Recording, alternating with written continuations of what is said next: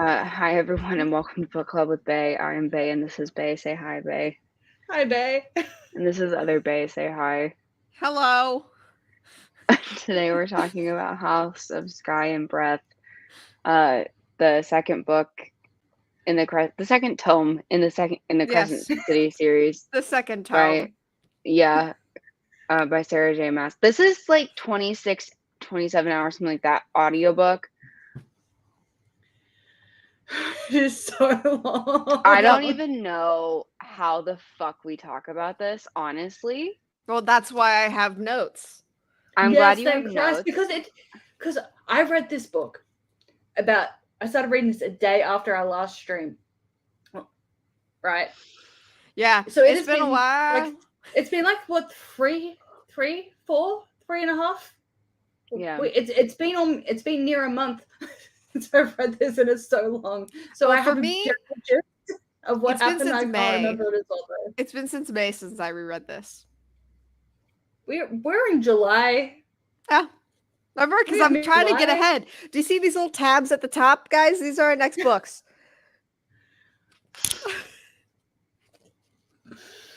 That's Throne of Glass. That's me doing Throne of Glass. Why? Why? Because why are you so far ahead? Because taking notes takes time.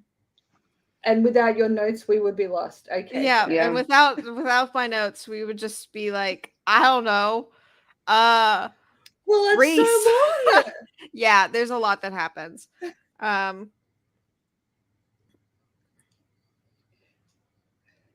Look. Oh, I just remembered. Actually, look, Bryce was a bitch this book. Yeah. Sorry, I just remembered. Is a bitch. Like, okay, I'm just jumping into this right now because this is the one thing that I can clearly remember that isn't like at the end, like, yeah, hello, the big reveal. Yeah. Okay, so like the first half of this book, she's just walking around being like, by the way, I'm the fucking princess. By the way, I'm the fucking princess. Yes. And then when he's like, okay, you want to be a princess? Okay, princess you are. And she's like, how dare you make me a princess? Yeah. She did not know how to live with the consequences of her actions. That is what that was. Because he has a point of like, listen, if you're gonna run around town using my name to get shit, guess what? I own you now, bitch. And she's like, oh no. And it's like, you gotta live with the consequences of your actions, Bryce. And it all works out, so it's fucking fine. Yeah. She's also not even in the universe anymore. Yeah, but what's the fawn friend's name again? Juniper. Yeah, she also fucked her over. Dude, she fucked Juniper when over. She made that call, I was just like, oh no, don't. And she did, and then Juniper had the most predictable reaction. I'm like, yes. Yeah, yes. Because June wanted to get it for herself, not have her princess friend get the fucking slot for her. Yeah. Yeah, so, there were a couple bits where I'm just like, you're a dum-dum. And then then everyone's like, you're a dum-dum. And she's like, how dare you call me a dum-dum? I'm like... I think that's genuinely just a character flaw. Oh, it's fine. Like, people are like that. It's fine. Mm-hmm. I get it. Like, I'm not mad that you wrote it that way. I'm just like, you know what? Actually, no, I'm pleased she did. Because if this was Zoe Redbird... Oh, yeah. She would have just been like, how dare you be upset at me for helping you? And everyone... They would all be like, you're right. Until they came back saying, I'm sorry for being mad at you. Something we've talked about repeatedly is, I think the most extreme example of this, as we like to say, is Prince of Thorns, where you can have a really awful, like genuinely awful protagonist, as in he's an awful person. And it works because of how characters react to him. And it's not necessarily about Zoe's behavior or whatever. How the characters react. Yeah. It's like, if they don't act like she's doing something stupid when she's doing something stupid, that's what makes it super frustrating.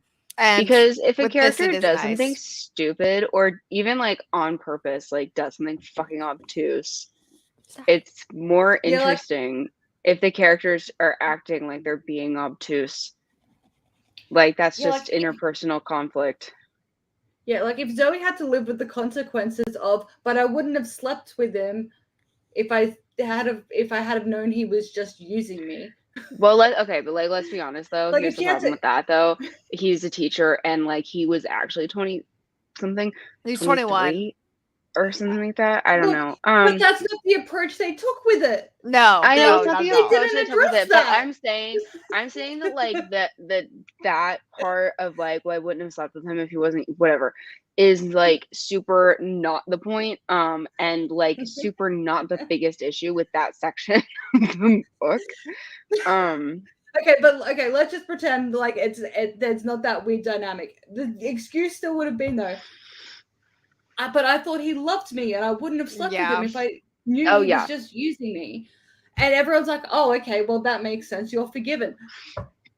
Maybe Zoe should have actually had to deal with the consequences for more than a chapter. But no, after a chapter, everyone's mad at Eric for not Listen. forgiving her for banging another dude.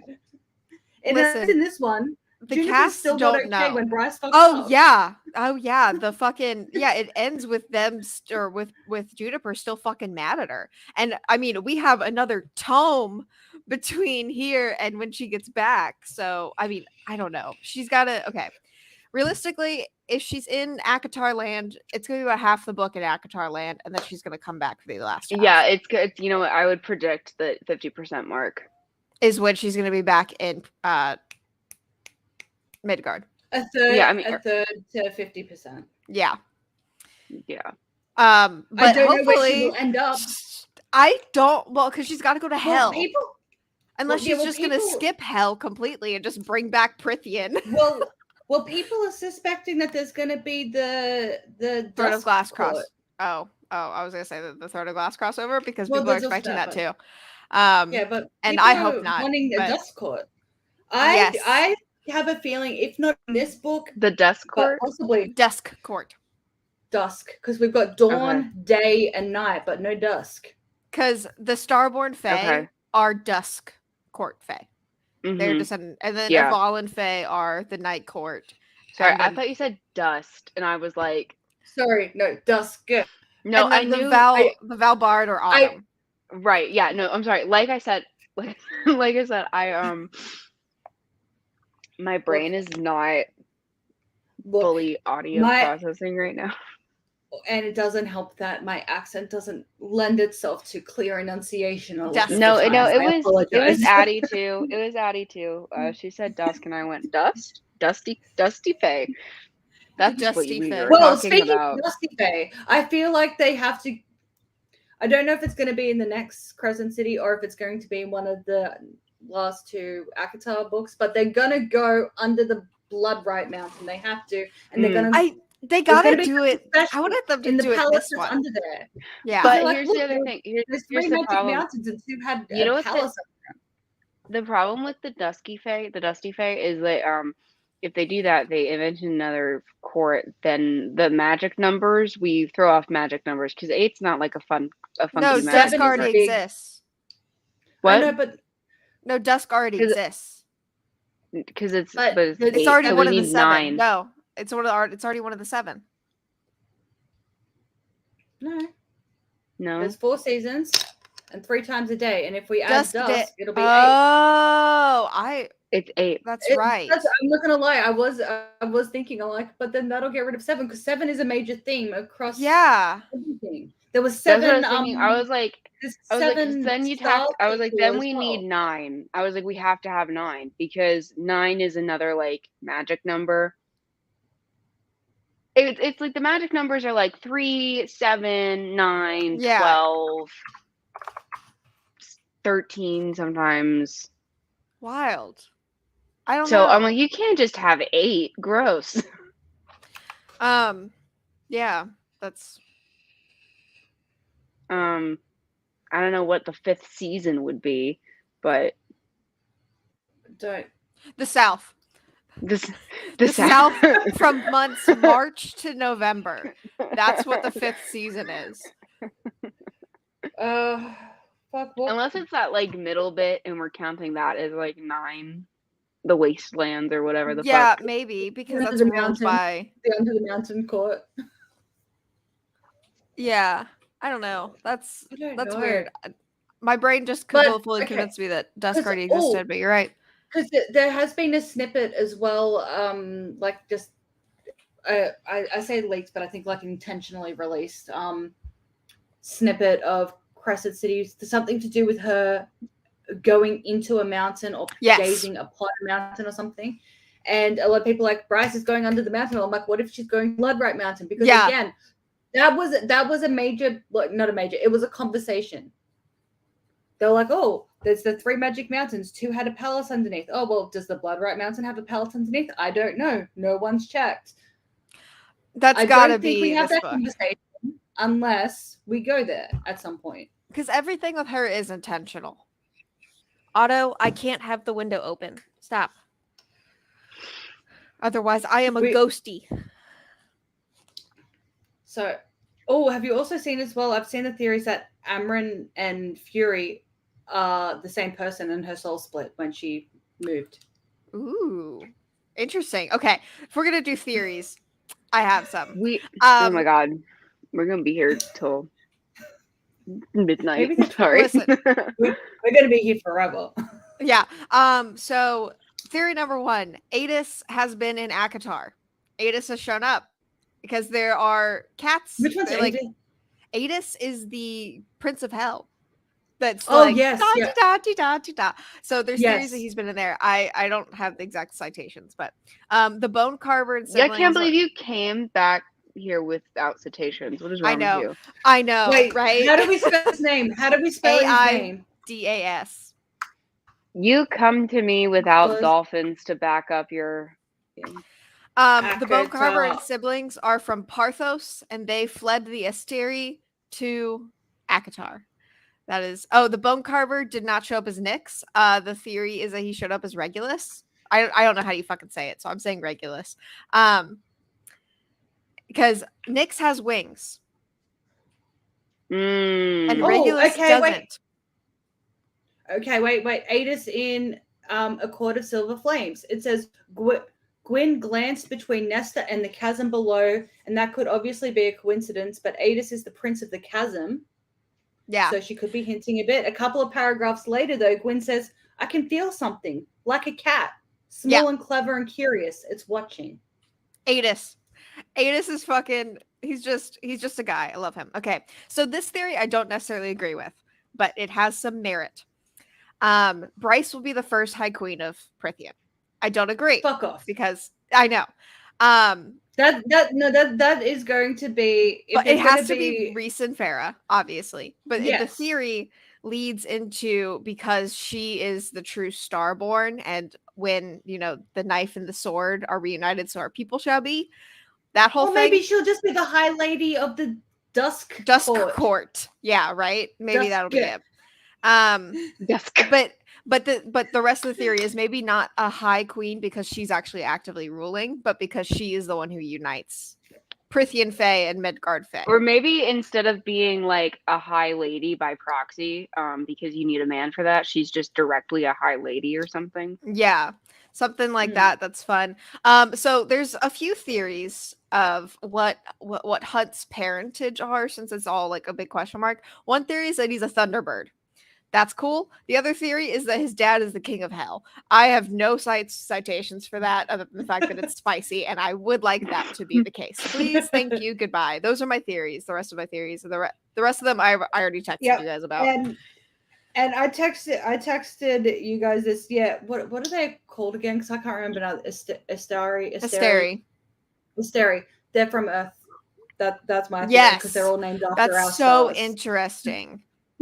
I mean, it could just be that she was like, oh, stars, I'll give them star names, and gave them star names. It could also just be that. But and even if it's never actually confirmed, unless it's actually explicitly said, disproven, my theory is there from Earth. Prythian is just England, so so that's also there's a lot of King Arthur, which implies the existence of the French. So that's sorry. What was that? I said so that implies the existence of the French, which is unfortunate. Well, the French are the human queens. Yeah, I still can't. I mean, that tracks. My daughter accidentally taught me and my husband how to say "fuck you" in French. Yes. I can't get over that. She still thinks it's funny. She's like, "Remember, Mommy, when I taught you how to say the F word in French?" It's like, yes, darling, I do. Thank you for reminding me. Because she misremembered parlez-vous and said voulez-vous, and then we looked it up and it's "fuck you." Shall I begin? Yes, let's shall. Yes. All right, Bryce. Because I have things to do this afternoon, and I kind of wanted to take it. Okay. All right, we'll do Good luck. rapid notes where wait. you need to interrupt me. Oh, ratings. Oh, ratings. Oh God. I mean, listen, we all know I'm a fucking stan, I rate this higher than the first one. Yeah, I like this one better than the first one. I like this one better than the first one, but okay, I'm gonna rate it. I'm sorry, I'm gonna do food. Because I can't do stars. This is not. We've been doing stars for like romance novels, basically. Like, I don't know. This is more like Buddy Cop. It's like a caramel apple where like it's good, and I enjoyed it, but it took a long fucking time to eat. That's fair. And a lot of effort. Yeah. And a lot of effort. Like I had to be like awake. And this there were like words I didn't know. Yeah, and, Sarah J. Maas is the type of books that you have to actually pay attention to. And like, I have this issue. This is why I don't really read a lot of, especially sci-fi. Fantasy I can usually do, but sci-fi especially I do not. And it's because I come across a word I don't know, and if it's a little too goofy, my brain goes, we don't need that. And it's usually the words that are most important for later. So it's like a lot of effort to pay attention. So yeah, it's like a caramel apple. It's like, it was good, but my jaw hurts. Yeah, that's fair. That's fair. I might go with that. I might steal it. Might ditto. This isn't a theory as well, but it's a question. Yeah, it's a question. Okay. What's Wolfbro's name? The dead one. Connor. Connor. Yeah. There we go. Where is he? That's the question. Yes. Where is I've he? been seeing that over TikTok because it's like they're making a big deal about it. Yeah, because they tried to because apparently he hasn't been consumed yet. Yeah. Okay. And he wasn't standing over there. Field. Yeah. They didn't see him when they were over there. When they tried to summon him to have a chitty chat, they got what's his face? They got one of the princes of hell. No. When they tried to initially when they went to tried, it was the Grim Reaper dude. Oh, I can't remember yes, his name. The Grim Reaper. I don't remember his name either. It's in my notes, I'm sure. But then when they went to the Mystics to have a chitty chat, then they got the Prince of Hell. Like they're not getting him. They either got Thanatos or Apollyon. I don't remember which one they got. Yeah, I can't remember who they got. Names that, by the way, I had a visceral reaction to. Yes, same. The first time I read this, because it was after we read the fucking whatever. And I was like, Sarah, no. Thanatos, no. Apollyon, no. I heard Thanatos and I went, ooh. Like, I have visceral reaction. Also, I mean, it's also the fact that like Reese and Farrah's kid is named Nyx, and I was like, no. But it's fine. Many. There's nothing against the names. The names are good. Well, and that's the thing as well. Also either Greek, I believe. Yes, I think so. Yes. Yeah. Thanatos is the Greek death of or Greek god of one of the Greek gods of death. So it's not like it's not like though. Is Nyx? Nyx is another god of night. Goddess of yeah, but where? Greek, I think. I don't know what Apollyon is though. Apollyon's a Greek thing. Yeah, because that's based on. It comes from Apollo. Oh yeah, that's fucking. So, I should know that from the fucking book that we read. Yeah, yeah. So it's not like we weren't gonna run across those words ever again. Like because anybody that's pulling from Greek mythology is probably gonna like toss in a Thanatos or something. It's fine. I love the name. There's a lot to pull from in Greek mythology. Oh yeah, and so it's not like we weren't ever gonna hear it again. It's just that like my reaction to it was like way more extreme than it needed to be. I was just like, ugh! Yeah. If I hear a Goppy Moo, I'm gonna throw myself off a bridge. That's fair. I also warned my husband as well that I'm like, look, this might not affect us. Like, it probably won't, because like, unless there's, and whoopsie-doodle happens quite literally, we're not having any more kids. So it might not have any effect on us, but don't be surprised when like you start hearing of children named Bayra, Rhysand, Yes, Cassian. 1,000%. The number of kids that are gonna be named Feyre and Rhysand. It's gonna be fucking. I don't think like, because I don't know if this is still a name that you like, babe, but I remember like years ago you were saying like you liked the name Freya, and I'm like, I don't know if you could do that now. No, I don't think so. It's not that popular. I've been watching it. It's not popular. No, because of people. Oh yeah, switching it in their heads. That's what. Because it's literally just 2 letters changed. Yeah. Yeah, that's true. It's just swapped. That's it. Yeah. But super fun. I showed him Rhys's name written down without saying it to him. I'm like, how do you say this? And he goes, Rhysand. I'm like, not Rhysand. He goes, and he just looked at me like I'm the stupidest person on the planet. He goes, who the fuck looks at that and thinks it's Rhysand? It's Rhys and it's Rhysand. When I first read it, I would not have known that his name was Rhys. Well, the only reason I knew was TikTok. Most spellings of Rhys, I don't like. His cousin's name is spelled RHYS, so I think that might be. Oh, well, yeah, that would fucking. And I understand that it's like Gaelic that it's spelling of it. That it's that it's like a Gaelic spelling, and anything that's like spelled Gaelic, like that's a Gaelic spelling, I'm gonna need a pronunciation guide. And if you don't have a pronunciation guide, guess who's not gonna be able to pronounce anything in your book? Look, me. Some of them. I'm an idiot. I know. Some of them I know, some of them I don't. I have a question though, right? Because you know how like there's the anglicized spelling of a lot of names, like REECE is an anglicized version of RHYS. Like they didn't, like they took Rhys with the H and went, let's make this anglicized and spelt it different. And Rhys, yeah. How would you anglicize Siobhan? How do you spell that any way other than Siobhan? SHAVAN. It's not though, it's Siobhan.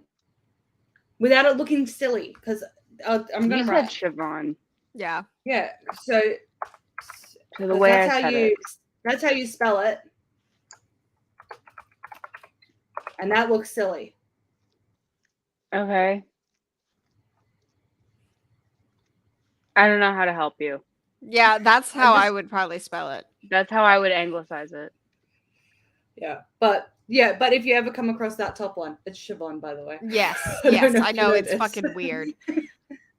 Well, if you understand, it's not weird. It's not weird. It's just that in Gaelic they don't. In Gaelic those letters don't make the same noises. No, they literally, and so that's what's confusing. Into our anglicized brains. Because it's like the letters of the same alphabet make different noises. It's like doubly confusing. Mm-hmm. You're like, this is Lachlan, for example. Like the rules are consistent. It's just like, yeah, no, I know. The rules are consistent. It's just they're not making the same noises that we're used to. It drives me crazy though when I watch like an American TV show, because like here someone with that last name, like with an O apostrophe, it would be O'Loughlin. Mm-hmm. In American TV shows, it's O'Loughlin. And it drives me crazy. Because I'm like, but it's not a F, it's a K. But yeah, no, I don't. How do we get? Oh, Rhys. That's right. Fucking Rhysand. Yeah. Okay, moving on. On the top of my face, right here. Hello. Hi. He's on. Hello, my Bryce face. Quilla. My name is Rhysand. Okay, I'm sorry. So note one. What's note one? Bryce is at the ballet, and she's famous now. Small recap about the end of last book. Mom and Dad are in town. She's fluent. We find out she's fluent in the old language of the Fae. She no longer works for Jezebel. She now works at the Fae Archives, and Mom is really unhappy about that because her father indirectly owns it. Mom is like, you and Hunt should move back to where we live. And I'm Bryce, still getting Renee from Twilight vibes from her mother. I know. And Bryce is like, listen, Hunt still works here and I like it here. So what the fuck? They live together still and they're not dating because they want to do it proper. They want to get to know each other and all that stuff. So they're like, I can't remember the time, but it's like on the second night after they have the harvest moon. 4 months and 3 days from this chapter. I wrote it down. It's been 3 months and they're in the Angel's wing. She has a visceral reaction to Hunt's presence. Juniper is performing tonight. She's like the lead. It's really exciting. Her and Fury are officially together now, and Fury now permanently lives in Crescent City. After party at Rune's house. It's huge. Hi, Rune. Fury and June are like just boink Hunt and tell him you want to break your deal. It's super easy. See, that was already 1 page, guys. We're doing good. Hunt reveals new archangels have been chosen to replace Sandriel and Micah, and they seem to be good people, which stresses Hunt and everyone else out. Ephraim is replacing Sandriel, and Celestina is replacing Micah. I love Celestina. By the fucking way. I know. And I love her. I don't think she's sus. No, not at all. She's only been in charge of small territories, so Hunt is very sus of her because it's like, why is she going to take over this giant territory? She'll be here tomorrow. The gang ponders if she's a puppet. I completely forgot the Rune's love story in this until just then. I fucking love it. I love it so much. Okay. Rune is stoned. He's with a lady and he's very happy. And then he's like, ugh, I'm engaged to Hypaxia. But he continues doing his thing anyways, meaning there's like explicit on screen cunnilingus. Oh, can I look? I wasn't prepared for that early in the book. Yeah, I'm gonna be honest, but also Addie, I was gonna say, you know how we're like really prepared to like do a whole bunch of math for Blackwoods. I don't know why we didn't just take the SJ approach and just do all time jumps 3 months. Yeah, right. I don't know why we didn't do that. All threes. All time jumps 3. Just whatever it is. What unit? 3? 3 of what? 3 of what? 3 Doesn't days? matter. 3 years. 3 days, 3 years, 3 months, 3 decades. That's it. I don't know why I don't know. We've been doing too much work. And I'm actually kind of not kidding. I think just units of 3. We'll see if it works. I'm He continues because they don't want to be engaged, so it's fine. Flynn barrels in and is like, hey, come downstairs. Something's up. Bryce's scar is glowing, and a blonde boy is here. His name is Cormac. He's their cousin through Rune's mother's side, so Bryce is not related to him by blood. But even if she was, it's fine because they're royalty anyway. Yeah, but there's been some inbreeding because they inbreed. He's like, oh, hi Bryce, we're engaged. He leaves and she's like, what the fuck? She's like, my parents gotta leave before they find out.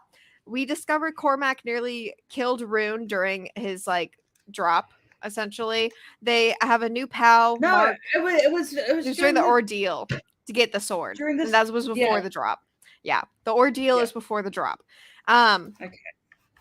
They go back to the apartment, and Ethan, the wolf, Connor's brother, is passed out bloody on the floor. Therian's perspective, which I don't think we needed the mermaid's perspective. If I could cut anything out of this book, it's the mermaid's perspective, and it doesn't fucking matter. I agree. I forgot the prologue. The prologue is prologue is dying. Yeah, she's like, I must save my brother. My brother is saved. And then I didn't have it written down. Emil is the brother. I did have suspicions about what is her thingy? What's her title name? I remember her actual name. What's the her sister? Name? Yeah. No, not the sister. The Hind. Hind. Yes. I was getting my suspicions about her because when they were like, we saw the light. I was like, and they had referenced we saw the light then, and we were too late to do a thing. Yeah, that's right. I was, that frustrated. I mean, every single time I'm like, stop, just get to it. I had no idea at the end where it revealed that Lydia was day. Look, I was the first time I read that, I was like, holy fucking shit, no way. Look, I love was it. Still like, I was surprised. I'm like, something is a sus, right? I don't think I expected her to be Day, but I knew that something was a sus. Something was sus, yeah. Thing. Tharion's perspective just it sets up the plot for the book where he is looking for Sophie's body, Emil's sister. Her body's important, but it's also all very sketchy because she's a rebel, and the River Queen, is asking for it. They find chains she was drowned with, but not her body. First date on a wolf time. He's real fucked up. Sabine kicked Ethan out because he defended Bryce. Ethan sleeps with Bryce in her bed, and Hunt is very moody. We get light mating exhibition and then sleep. Fae and wolves have mates, fated mates. Angels choose mates as marriage. That's just their term for marriage. Rune, Dad, and Cormac chat. Rune's upset. We learn Hypaxia's sister is the Hind, Lydia. Autumn King is horrible. Yeah. Oh, I saw online as well. A whole bunch of people were calling the Hind Hypaxia's twin, and I'm like, no. Yeah, one, it's explicitly mentioned they have different fathers, and two, they're literally different races. Yeah, they look different. Fathers. Lydia is a fucking blonde. Black. Yeah, and Lydia's blonde. Lydia's a blonde white girl. Yeah, their mother is white. Hypaxia's father is black. Yeah. Lydia's father is presumably white. Yeah. Hunt is protective against Ethan, but like rightfully, because Ethan was kind of a bitch in the past. He also is like, she'll never date you. Or Ethan is like, hey, Hunt, good luck because Bryce will never date you. It took like 10 years for my brother to get a yes out of her. Bryce is still sad about Lahaba. Look. The thing, Bryce's defense on that one. He didn't ask until then. Yeah. The day he asked, he got a yes. Right. I will also just throw this out there. Hunt has already gotten much farther with Bryce than Connor ever did. Than your silly brother ever did. It's also maybe go out. It's also because Ethan's into her. Everyone's into Bryce. Yeah. Well, also subpoint B. Your brother's name is Connor. And this is a fantasy novel, and nobody named Connor gets to get puss in a fantasy novel.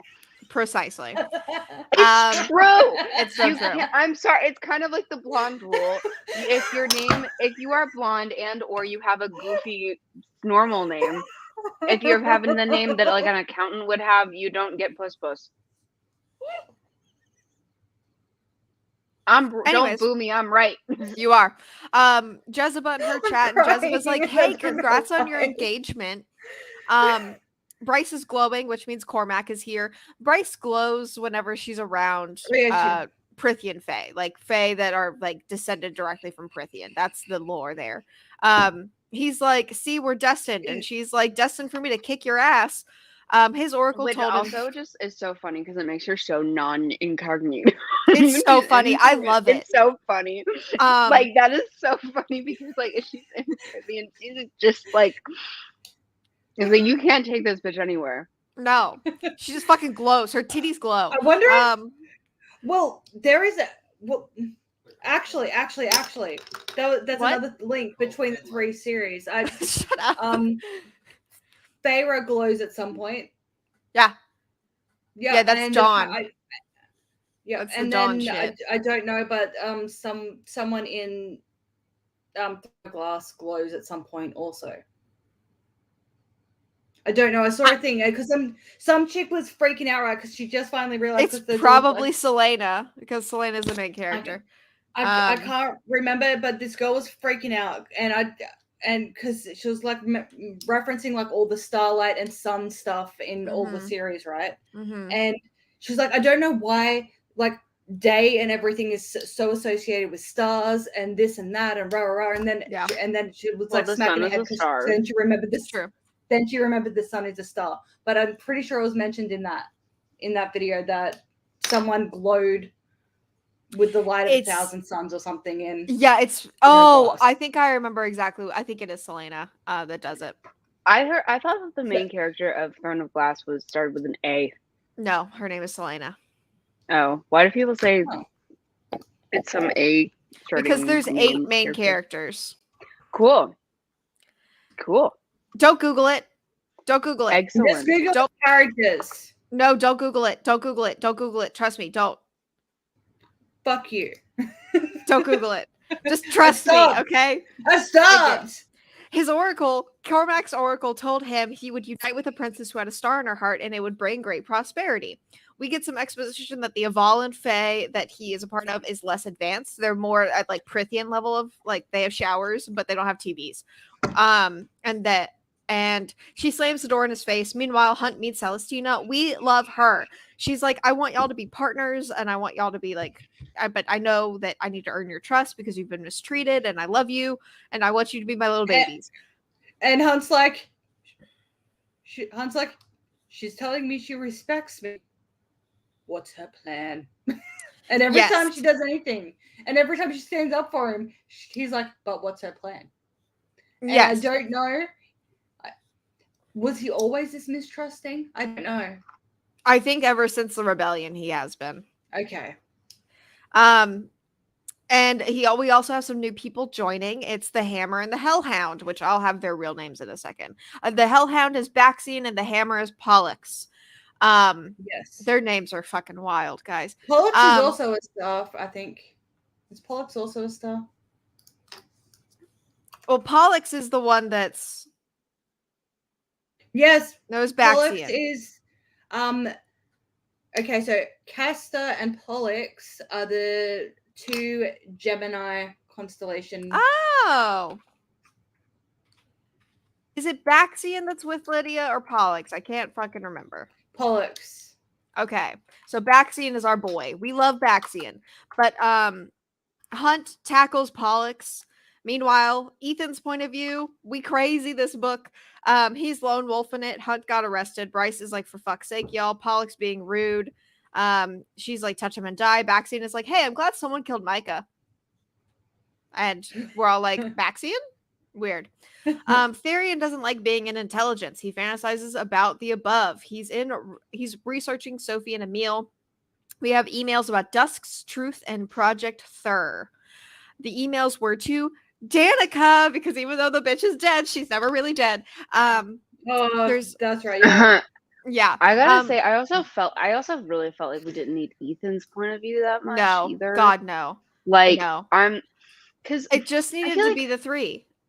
Yeah, I feel like point of views are for main characters that like we're actually going on a journey with, or like very sparingly if there's, I guess, absolutely no other way to find out information. No other way we could possibly find out some piece of information. Yeah, I agree. In which case, are you like, refer to the flowchart, and the question is, are you positive there's absolutely no way you could possibly find out this piece of information?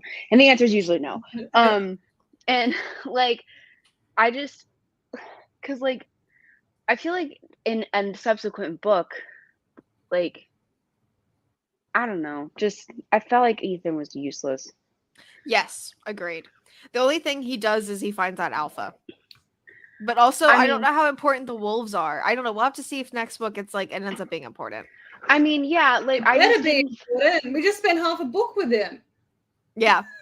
But I mean, maybe, but like, again, I just didn't feel like we needed that. And also I felt like we could have gotten all of that information.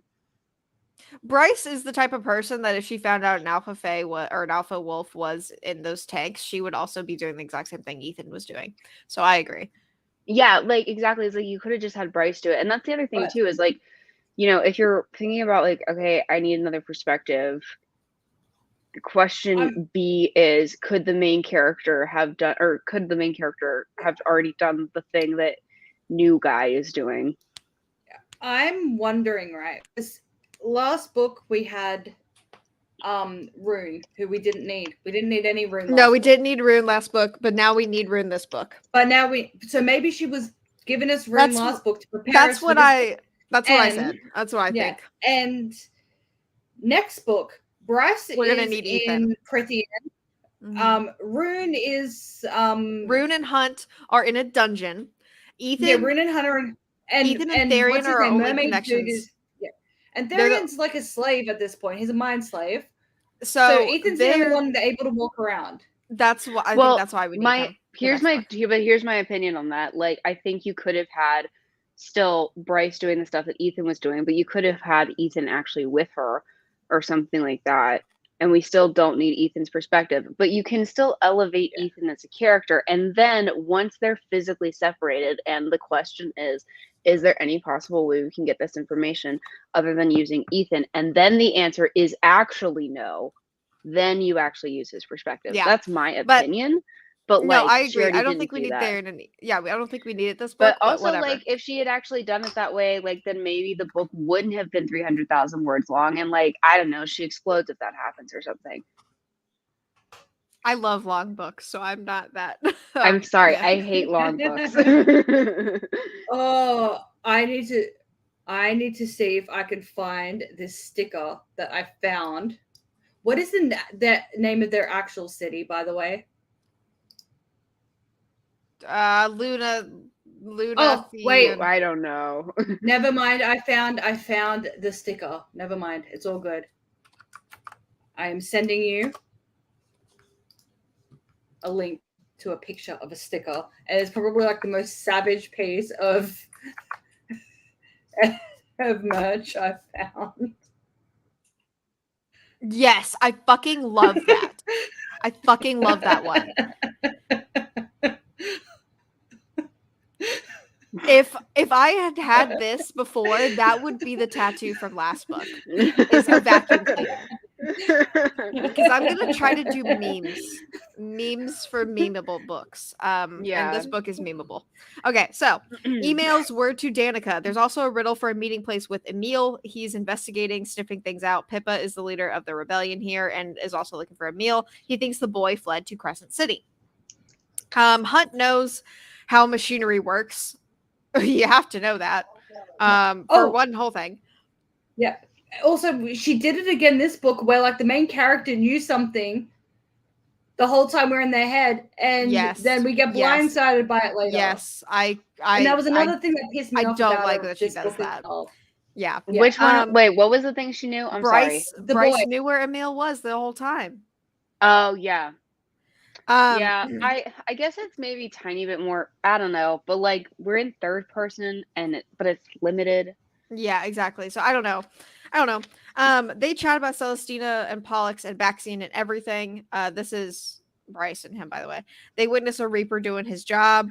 Therion shows up. We need to talk. We all go to the apartment. She texts Rune to come over. She asks about Danica, or he asks about Danica and Sophie. And Bryce is like, Jesus Christ, did I even know Danica in the first place? I guess writing advice for book club with Bay, if you have a character, right, that you're like in an ensemble thing, and they know something that you need the other characters not to know, just ask yourself, what lengths will I go to put this bitch in a coma to silence them.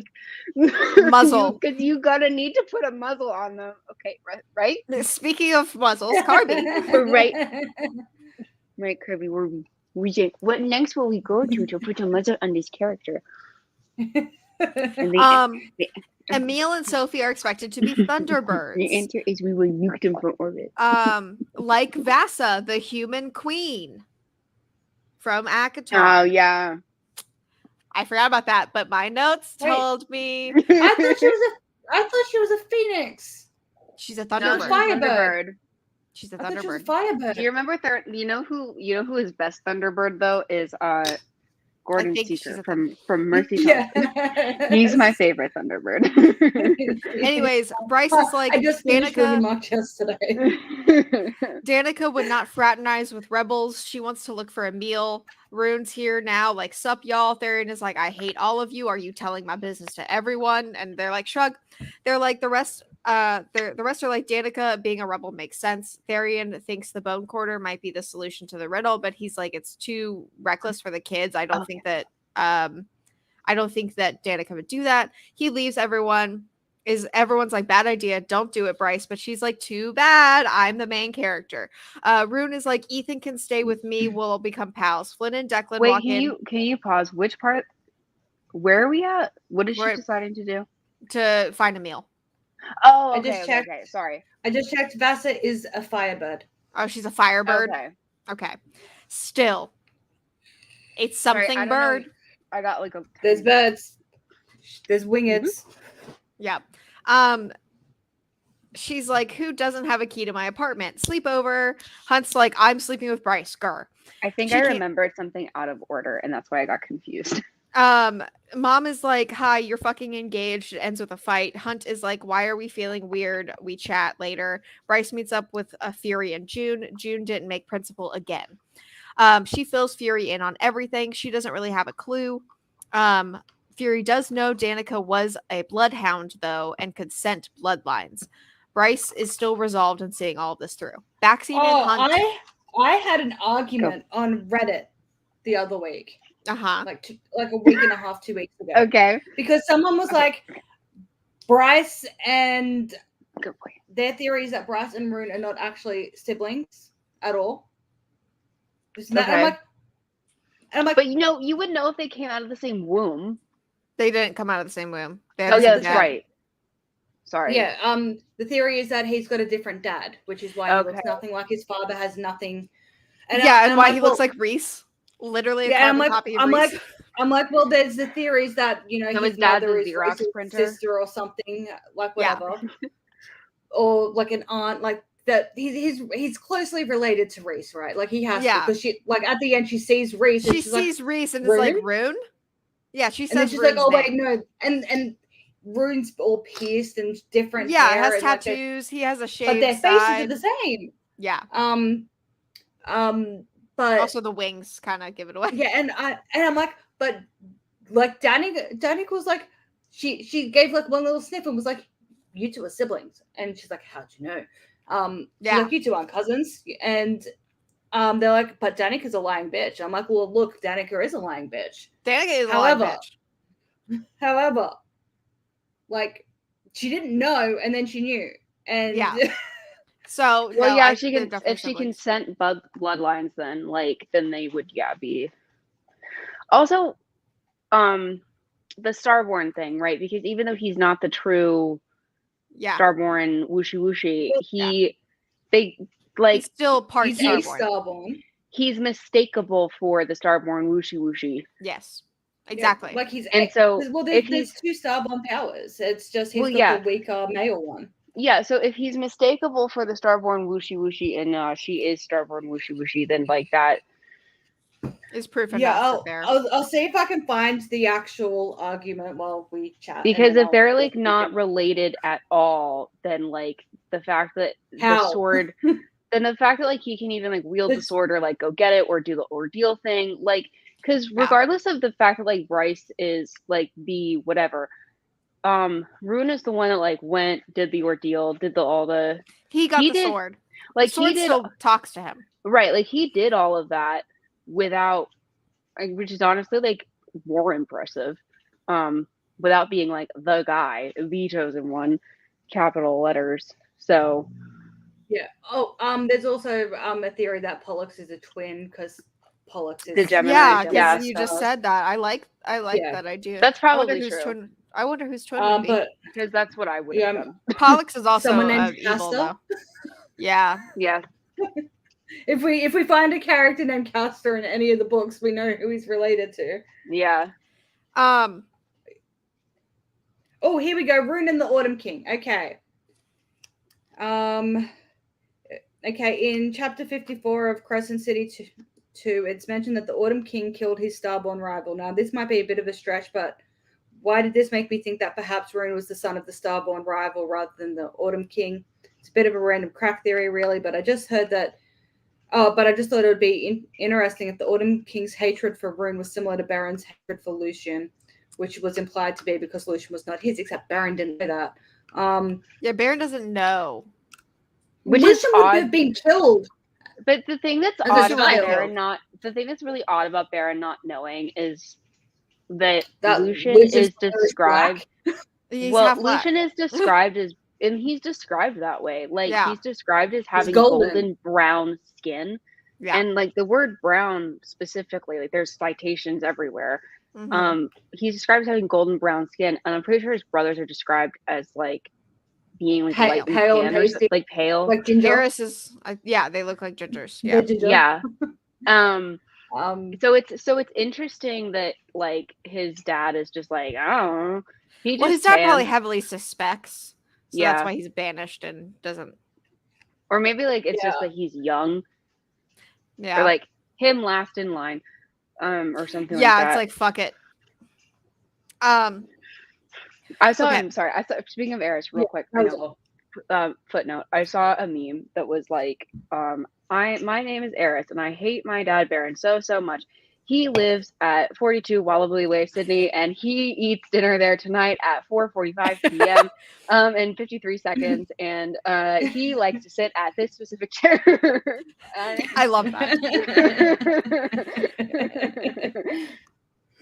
Okay. So Sorry. Baxi and Hunt Someone- partnering up. Celestina wants Hunt to show Baxi in the city and like show him what it means to be free because Baxi is a poor guy. Meanwhile, Therian is in Bryce's apartment. Ethan's grumpy. They bond over pizza. Rune is meeting up with Bryce to get her place for the cast chat. Rune is like, my advice is still stay out of it. You're in the public eye now. There's a cat demon in Ethan's lap. It's Adis.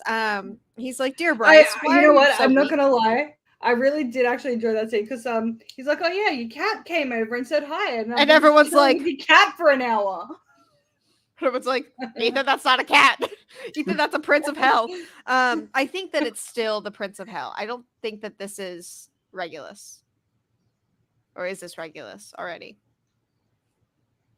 It's Rigulus. Ugh. Whatever. Is it? I'll say that. Rigulus. Oh yeah, it is. Rigulus. Because the star's name is Star. What is It's Rigel. The star is Rigel. Rigulus. Okay, got it. Because like I was like, well, Regulus is a star because I named my bird Regulus after a star. Mm-hmm. So. That's why I say it like that because I your burp. Well, yeah, look, it looks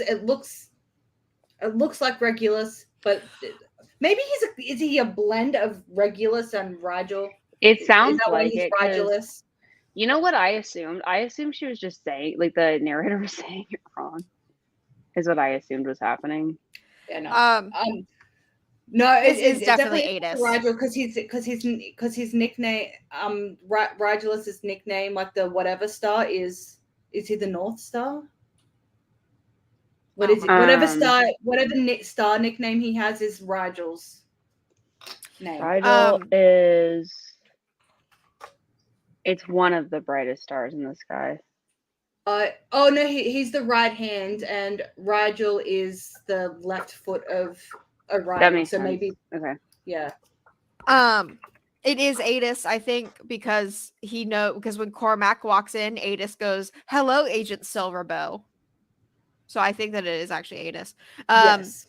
Adis also says, "Hell's armies are yours to command, Bryce," and she's like, and how would I go about joining a rebellion? And that's when Cormac walks in, and Adis is like, "Ask Agent Silverbow," and Cormac's like, "What the fuck?" Also, I just like how we're going like spy movie in this, like where everyone has like really cringy. I love it. I fucking love it. I'm also appreciating, especially given the incredible resemblance between Rune and Reese, that he is Agent Knight. Yes. So Bryce is glowing again because Cormac is here. He also has Azriel/Reese's shadows. Sophie was his girlfriend. He's looking for her and Emil. Pippa didn't send him, so he's here alone. She is the reason why Emil fled. He was afraid of Pippa. Pippa, well, I found the first word I can't read.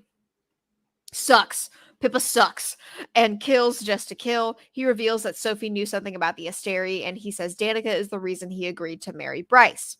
Rune is like, the fuck is going on? Cormac says he needs Rune's not Demonti powers.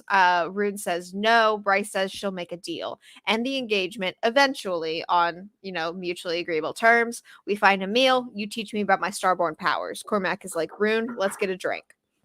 Hunt is like, Bryce, I don't like this. I did one rebellion already and it failed. They talk it out. The plan is essentially tread carefully. She tells him she doesn't want to wait anymore. They kiss. Woo. Woo. Sorry. Celebratory. Sorry, I'm sorry. Well, how do we feel about Hunt at this point? Or how are we? I'm fine. Conrad? I'm still fine. I'm fine. He's I a am, fine love interest. I am not enthusiastic. But if but he's Bryce and fine. Azriel start fucking furiously next book, am I gonna be mad? No. Yeah, he's fine. If Bryce does not end up with Hunt, then that might give us a hint as to what she's gonna do with Lucian. And I William. will be mad. Really? I will be. I'll tell you what. I'm They're sorry. fated mates. They're fated mates. No, I will be mad to. if Bryce and Azriel do anything. I'm gonna be fucking mad. Why? Because you want. Are you Team Gwen? Okay. I'm Team Gwen. I got it. Okay. That's fine. Bryce can keep her dirty hoe hands out of Azriel. Go away. Out of our pretty boy. Out of Azriel. Got it. Yeah, because she's definitely putting her hands inside of Azriel. She might. She'll find a way. No, I'm interested. I'm just interested. All right. So Therian tells Ethan the truth about Archangel's deaths. Ethan, I have my contribution to make about the Hunt, though. Oh, yes. Yeah, you're right. He's fine. He's fine. You know what I don't want in a love interest? Fine. No. Like, he's okay. Like, he's a solid love interest. But he's no Cassian. Chemistry. Yeah, But she's confirmed that they're fated mates. Yes, they are fated mates. So I don't know. We'll have to see, guys. If they end up together, I'm not going to be mad. If they don't end up together, I'm not going to be mad. Elena and Lucian have more chemistry, and they haven't spoken. Yeah. So I won't be mad either way. Ethan is like, no one told me. Ethan plays with Danica's sword, breaks the coffee table. And Bryce comes in and is like, I really liked that coffee table. But they find Danica's old college papers. Rune is broody, and Declan and Flynn are like, what's up? Rune explains that he's gonna go meet with Cormac. The papers they found have to do with First Light turning into weapons. Danica hypothesized that the Asteri didn't actually have powers, that they were just fueled by First Light. They find Dusk's truth. Is Bryce ever going to get the shits with Danica for being a lying liar who lies? Well, I mean, Danica's like dead now. I know, but you're allowed to be mad at a dead person. I don't know, man. I think she's been playing Bryce like a fiddle their whole friendship. Lied to her about so much shit. Yeah. I think I actually think the way that she's handling it's really interesting. Like, it is interesting. Because I don't think it's necessarily unrealistic. Like, no. Because some people, like, the way that people handle finding something out after someone's death when you can't do anything about it, like, it feels like Bryce hasn't super processed the whole thing. Yeah. And it'll be if she doesn't have a fuck you Danica moment by the end of the series, I'm gonna lose it. I don't know that she needs even if it doesn't stick. I don't know that she needs to have like a fuck you. I don't know. It depends on like what is right for the character. I think it also depends on if we find out even more about Danica, because she already lied about some of the biggest shit you can lie about to your going to. 2 books have come out, and 2 out of 2, the main plot has been Danica's been shady. Maybe for right reasons, sure, but like the whole plot of book 1 and the whole plot of book 2 is Danica has a secret and has been lying to me our whole friendship. Yeah. Yeah, and her reaction has been really interesting because like we don't really get a whole lot of like that hurt sort of processing. Like you get a little bit of it, but but she's still just like Danica's amazing the whole time. I kind of wonder if that whole thing's gonna like come to a head and she's gonna be like, Danica's amazing. Danica's amazing. Danica's amazing. Danica's amazing. Danica's amazing. Yeah, right. And then like, the dam breakage, and then it's like, okay, cool, we can deal with it now. Yeah, that's I just want that. Yeah, just something. Okay, Rune is with. We're actually making pretty good time, guys. Rune is with Cormac. Sophie was their contact with Agent Daybright, who had access to the Asteri. So Rune agrees to be a spy. Cormac gives him a comm crystal. Rune tells Cormac about the Bone Quarter suspicion Cormac agrees with the whole sentiment of like, oh, it makes sense, but it feels really dangerous. Tharion is grumpy. His queen's daughter loves him. He is indifferent. He invites her above. He doesn't like his life. That's it. Hunt is showing Baxian around. He's like, what are video games? And I really like Hunt and Baxian better bond in the fucking dungeons. That's all I'm gonna say. Bryce fills in Hunt on the coffee table stuff. He's like, I'm in, but I'm scared. We need an exit strategy. And Bryce and Hunt try to do things. They get somewhere before Ethan is like, can you guys have sex louder, please? I couldn't hear you that time. It's so funny. I like that scene. That's a literal line. Yeah, I like everything. Yeah. Everything. Any annoyance with Ian, Ethan's existence as a character at this point, it immediately went out the window. Yes, I know. Was solved with please have sex louder.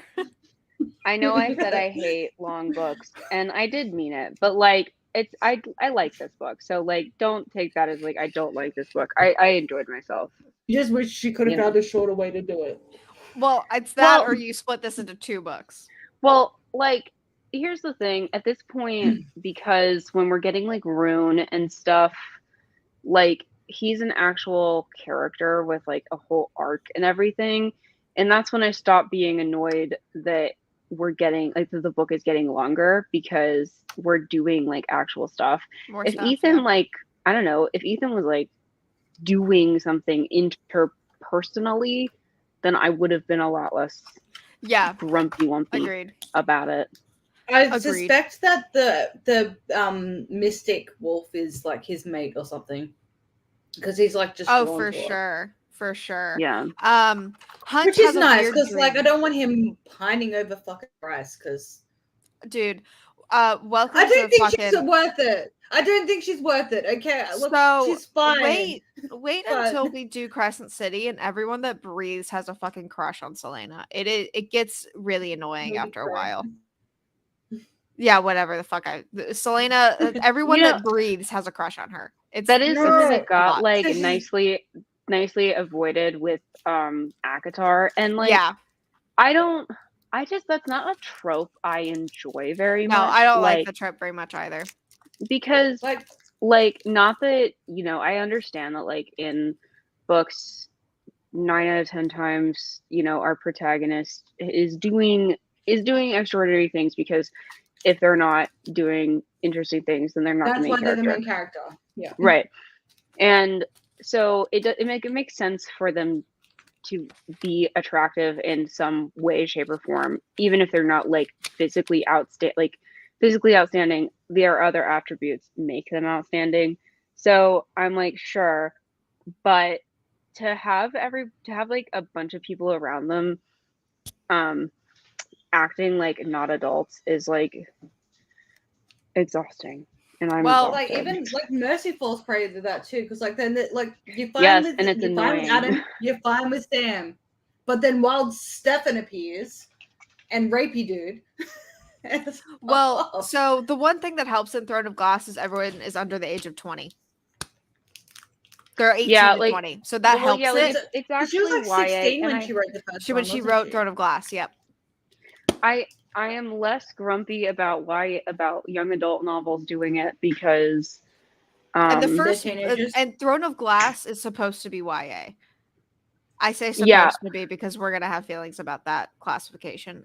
But okay. Well, I'm less grumpy about like YA doing it, because even if more people would be attracted logically to a bunch of main characters or something, the way in which that is portrayed, even in adult novels, can be a bit goofy. Mm-hmm. But like sometimes the goofy portrayal just makes sense in YA, because like it's YA. Yeah, it's YA. Anyway, so Hunt has a worth. We are about a third of the way through, by the way. Hunt has a weird dream. Apollyon visits him. He is the 7th demon of hell. He is the worst, like Voldemort status. You don't say his name. He is also called the Star Eater. He is like master your powers. The Northern Rift. That's right, because he killed Sirius. Yeah. Yeah. It's interesting that she named a demon Apollyon. Also, Apollyon. This was a detail I noted. Apollyon has leathery wings. Leathery demon wings. Illyrian wings. Yeah, that's right, he did. Which is interesting. And that's on why its own, that on its explains own, also at the end when she's like, "Where is he?" Yeah. On its own, it's common, like, Dante's Inferno type imagery for demons to have bat boy wings, but yeah, 100%. Rune meets Daybright for the first time. Okay, literally, they're my favorite couple in this. Yeah, no. By the They're end of my the book, I was like, so can we stop? Not by the end. The end, I was like, okay. Oh, but well, then yeah. I was At like, the can end, we you're stop like, no, following we Bryce.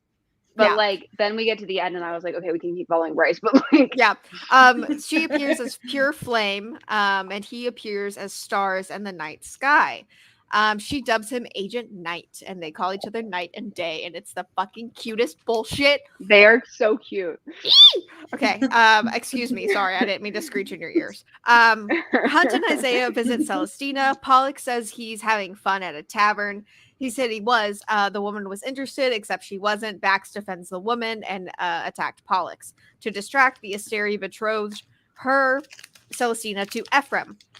She's very not thrilled about it, but it do be what it do be. And if the Asteri says you're going to marry this guy, then you're going to marry this guy.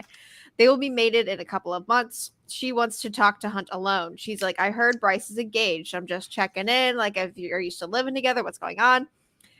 Shahar was her best friend, aka Reese, or not Reese's, Hunt's ex-lover was Celestina's best friend.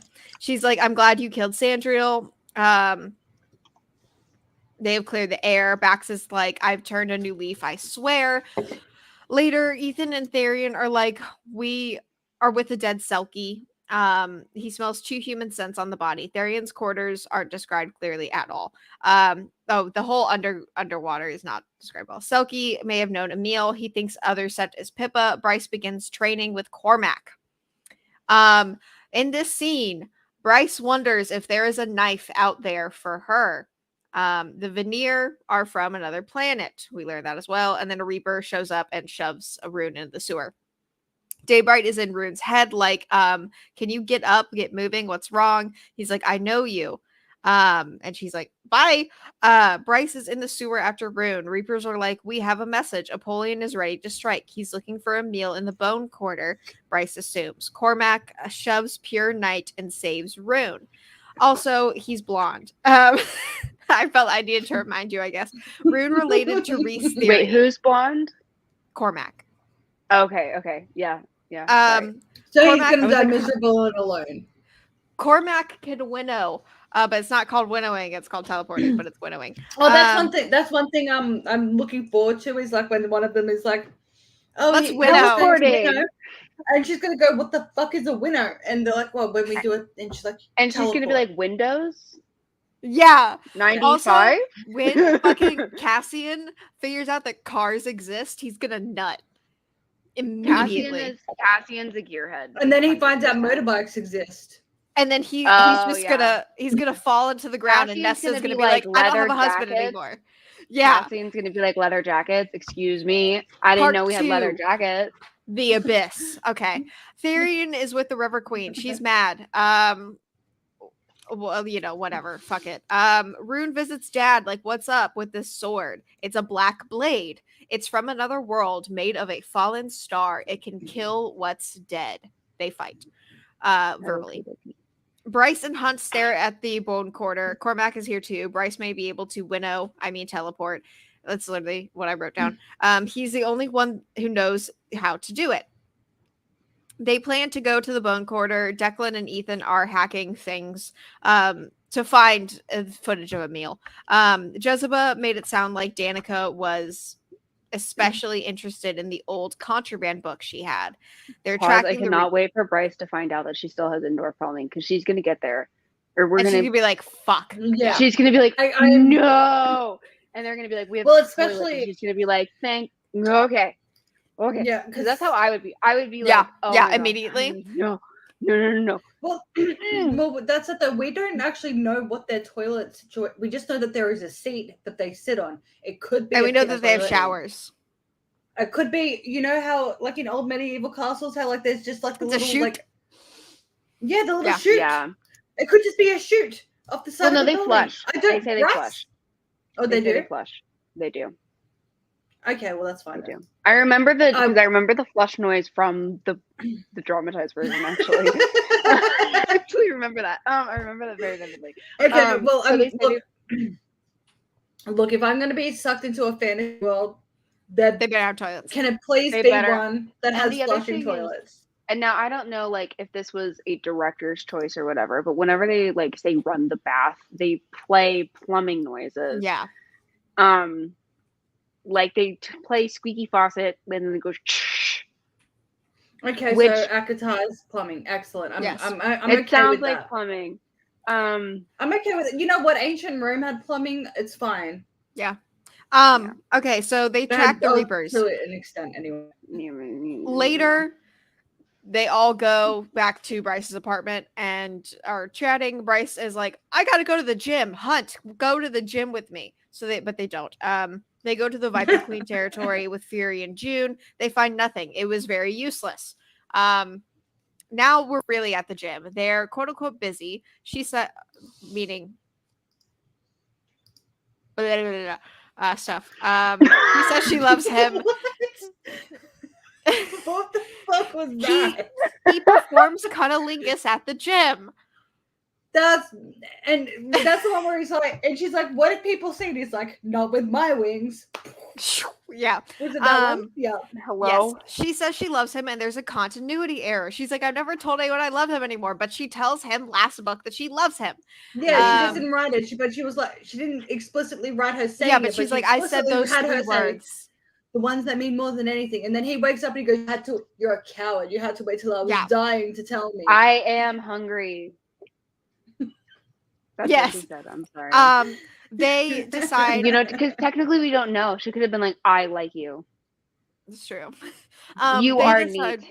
I have feelings. They decide that they are married. Then and there, they got married with his tongue on her. That's not how that works.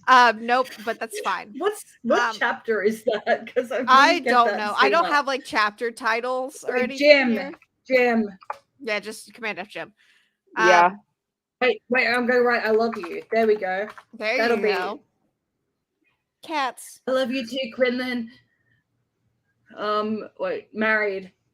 Maybe I'll write married. I think it's mates. I think that it's mated. I think that's because they decide on it, and Bryce is like, listen, if you go around saying I'm your mate and I'm a fae, people are gonna have an expectation about that. And he's like, yeah, that's what I want.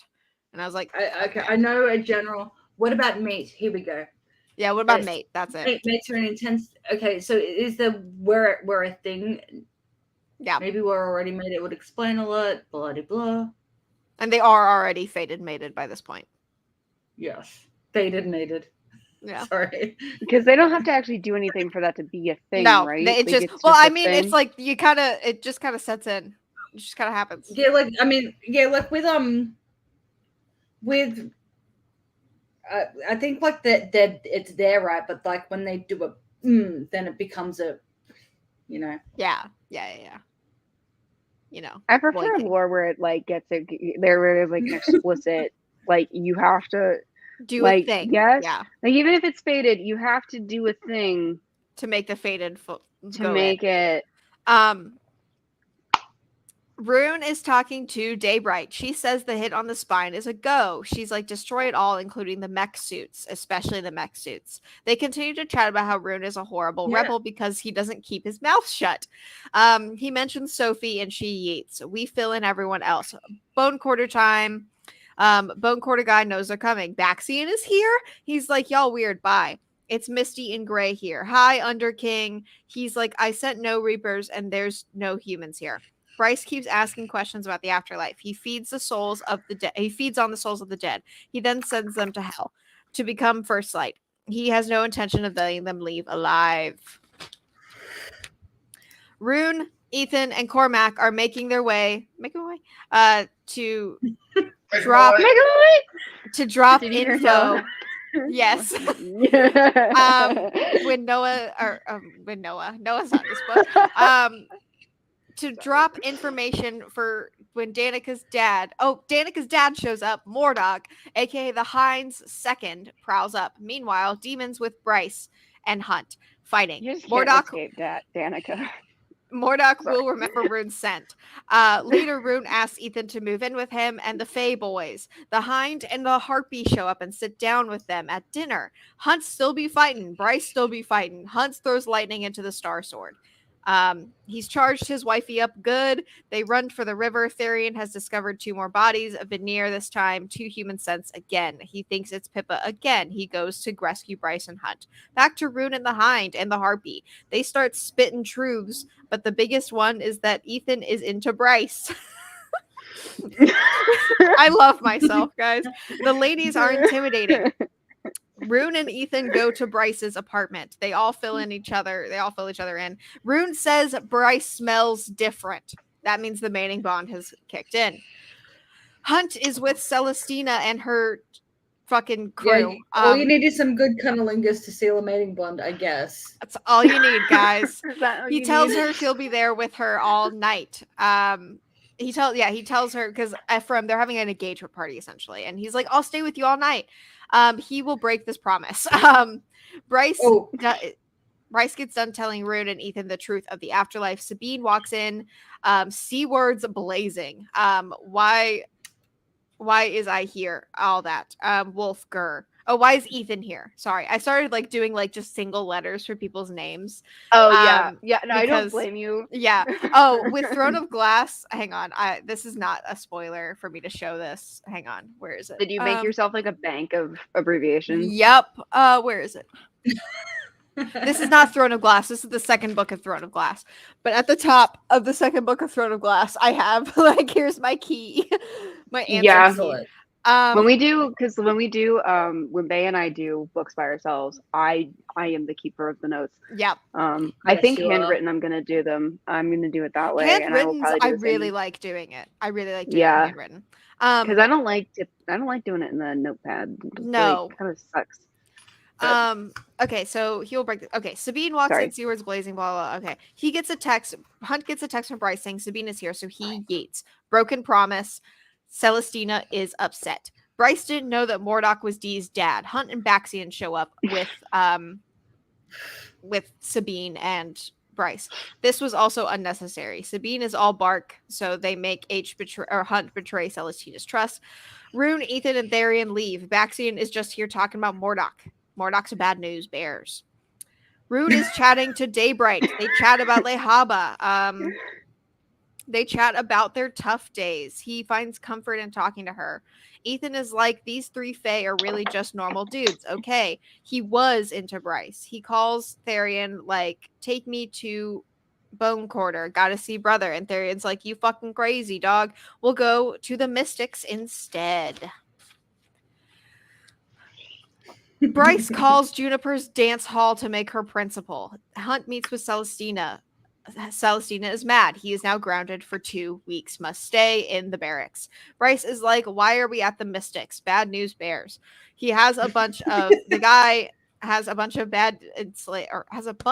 enslaved spirits and no, not spirits, sprites like Lehaba. Mystics are basically submerged people who drift there forever to see the future. The astronomer is the guy. He says that they choose it. Their families are well compensated for it, all that good stuff. Ethan asked if Connor has passed through Deathgate. He seems to be somewhere. We were drawn to hell. They get Thanatos, a prince of hell. He's like, I want to see who sent you, Mystic. Ooh, Starlight. My brothers love you, Bryce Quinlan. Connor is still in the Bone Quarter. He knows Bryce and wants Bryce. Thanatos does. Bryce pulls the Mystic's head out of the tank. They're like, send me back. Bryce says she's done working with Therian, but Mordok is here. There's minimal similarities between Mordok and Danica. They yeet. But Therian is only on work probation now. Hulk is sulking. Hunt is sulking. Baxian sits with Isaiah and Hunt. He's really trying to be better. Baxian and Hunt... I thought you said Bardock for a second, and I was like, Goku. And then you said, Hulk is so. Listen, guys. I was like, what is going on? I'm tongue tied. All right. It's fine. You are carrying this stream. Go for it. You really are. Hunt is like, do you want to play video games? Addie with the Sarah Carey, honestly. Hunt is like, hey guys, you want to play video games? It's really cute. Him and Baxian are on the phone later. Capital P. Oh, not him and Baxian. Him and Bryce are on the phone later to have phone sex. Not him and Baxian. My bad. Marion asked the River Queen if she knew about the afterlife. A week passes. Rue, Bryce, and Cormac train. Bryce is not doing well. Danica and Jessica's gallery found something. 2 months before she died, she looks through a book on the lineage of wolf shifters. Yeah, guys, what's up? Pause. You cannot throw out there that him and Baxi and having phone sex. And no pause. What? What's wrong with you? They're not having phone sex. It's fine. Him and Bryce have phone sex. It's Great. all good. Baxian had phone sex with someone else, okay? Can I just say though, also, I'm not so I've seen a lot of book talk like TikToks where where they will be like, here are my like smut icks, and it'll be like perfectly normal stuff like thrust. Oh yeah. Thrust like is just fine. normal things. And it'll be like all will the never be fine. No, but it'll be all the completely normal words or something. But I gotta say, I don't like phone sex scenes. They like this one was probably like the most tolerable one I've read, but usually they're just cringy. They just wig me out. Hello. All right. Well, apparently I've been cosmically punished. I just got kicked really hard by my dog. No, I take it back. I like phone sex scenes in books. I'm so sorry. Jezebel sends the Wolf Shifters book over. They can't figure out why Danica would be sneaky about that. About finding Wolf Shifter bloodlines. Bryce wants to talk to the Prime. She goes, he calls her a wolf. He says Danica wanted the wolves to return to their true nature. She tells him about Ethan being kicked out and brutalized. The Prime had no fucking idea. Cormac is at her apartment effed up because he fought dread wolves. The hit on the spine was successful. They're going to try to convince people for Pippa no mech. Look, I was pissed at Sabine in this book. Right? I was pissed at that woman because she had a moment at the end of the last book. She had a moment. Yes, like I love my daughter. Yeah, and what was the like she did the quote like through love all is possible or whatever. Like that's how she did it, and she was like, it was like she had a moment. I wasn't expecting her to be perfect. I wasn't expecting her to still be a see you next Tuesday. Yeah, of the highest order. But I'm kind of not surprised though, because like even though she had like a moment, she had her like she was like, I love my daughter, not like a I love everyone. Yeah, that's fair. That's fair. And my also, daughter's dead, so well, and also considering like who Danica was, like I don't know, maybe her mom knew her fucking daughter, like and who Danica was, and like I love my daughter. Like Bryce loved an impression of Danica that's not even real. Yeah. And if Sabine, like, I mean, kind of think about it that way, right? Like, if Sabine is like, I love my daughter, it's kind of like, if you're in a relationship with an abusive man, and at first you're like, I really love my boyfriend, but his mom, who like knows that he's like a wife beater, is like, I love my baby boy, but like she knows, she like has. Like she knows that he does. She's paying up these exes so they don't press charges because that's what Sabine did. Effectively, she hid evidence. So Sabine, so if Sabine is like, I love my daughter, and Sabine just like knows all the shit, then like the person that she's like super defensive of is not the person that was presented to us in like those first however many chapters it was, like 7 chapters. Yeah. Because also, like, it doesn't matter that the secret, like, to me, it doesn't matter that Danica's secrets were, I guess, quote unquote, for the greater good. She was still, putting that apartment in Bryce's name and having all the stuff hidden in the coffee table in that apartment, except she's still playing, like, she's still using Bryce as a pawn in her games, and it's rude. I don't care if you're trying to end slavery. It's rude. Well, the other thing that's interesting is that, like, it shows that she doesn't trust Bryce to help her end slavery. Yeah, and that's also why I get so shirty with Bryce as well. And honestly, Hunt is way too forgiving of that whole situation as well, because he's like, why couldn't you just trust me? And she goes, I did trust you. I just didn't trust you. And he's like, oh, well, that makes sense. All is forgiven. Well, yeah, because I mean, that's pretty much just Bryce, like, echoing what Danica did. Yeah. But I don't like either of it. But we will get there, but there is one paragraph that will forever solidify my dislike of Bryce. That's fine. Yeah. Forever. And I will let you know when we get to that scene. So June. So they're gonna go to an island or something to convince the people that the mechs are bad. That's what they're doing soon. June is mad about Bryce making her principal. Bryce goes to Celestina's office and is like, "Hi, can I have Hunt for one night? We want to go see my parents." And she's like, "Hunt is free." I love Celestina. She deserves people that don't lie to her. She should get a puppy. She should get a puppy next book. So Bryce calls Fury to try to fix the June thing, but Fury's like, you just got to give her time. She gets to Hunt's room and is like, you're free tomorrow, but Pollux and the Hind are like, oh, y'all ugly. Ethan gets a call from the Prime. He's like, I can make you alpha. He's like, I can make you alpha of your own pack. I'm sorry. I'm fine.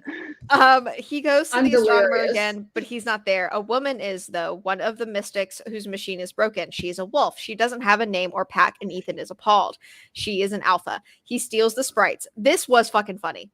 This was absolutely hilarious. When he steals the sprites and he steals the dragon, that was fucking hilarious.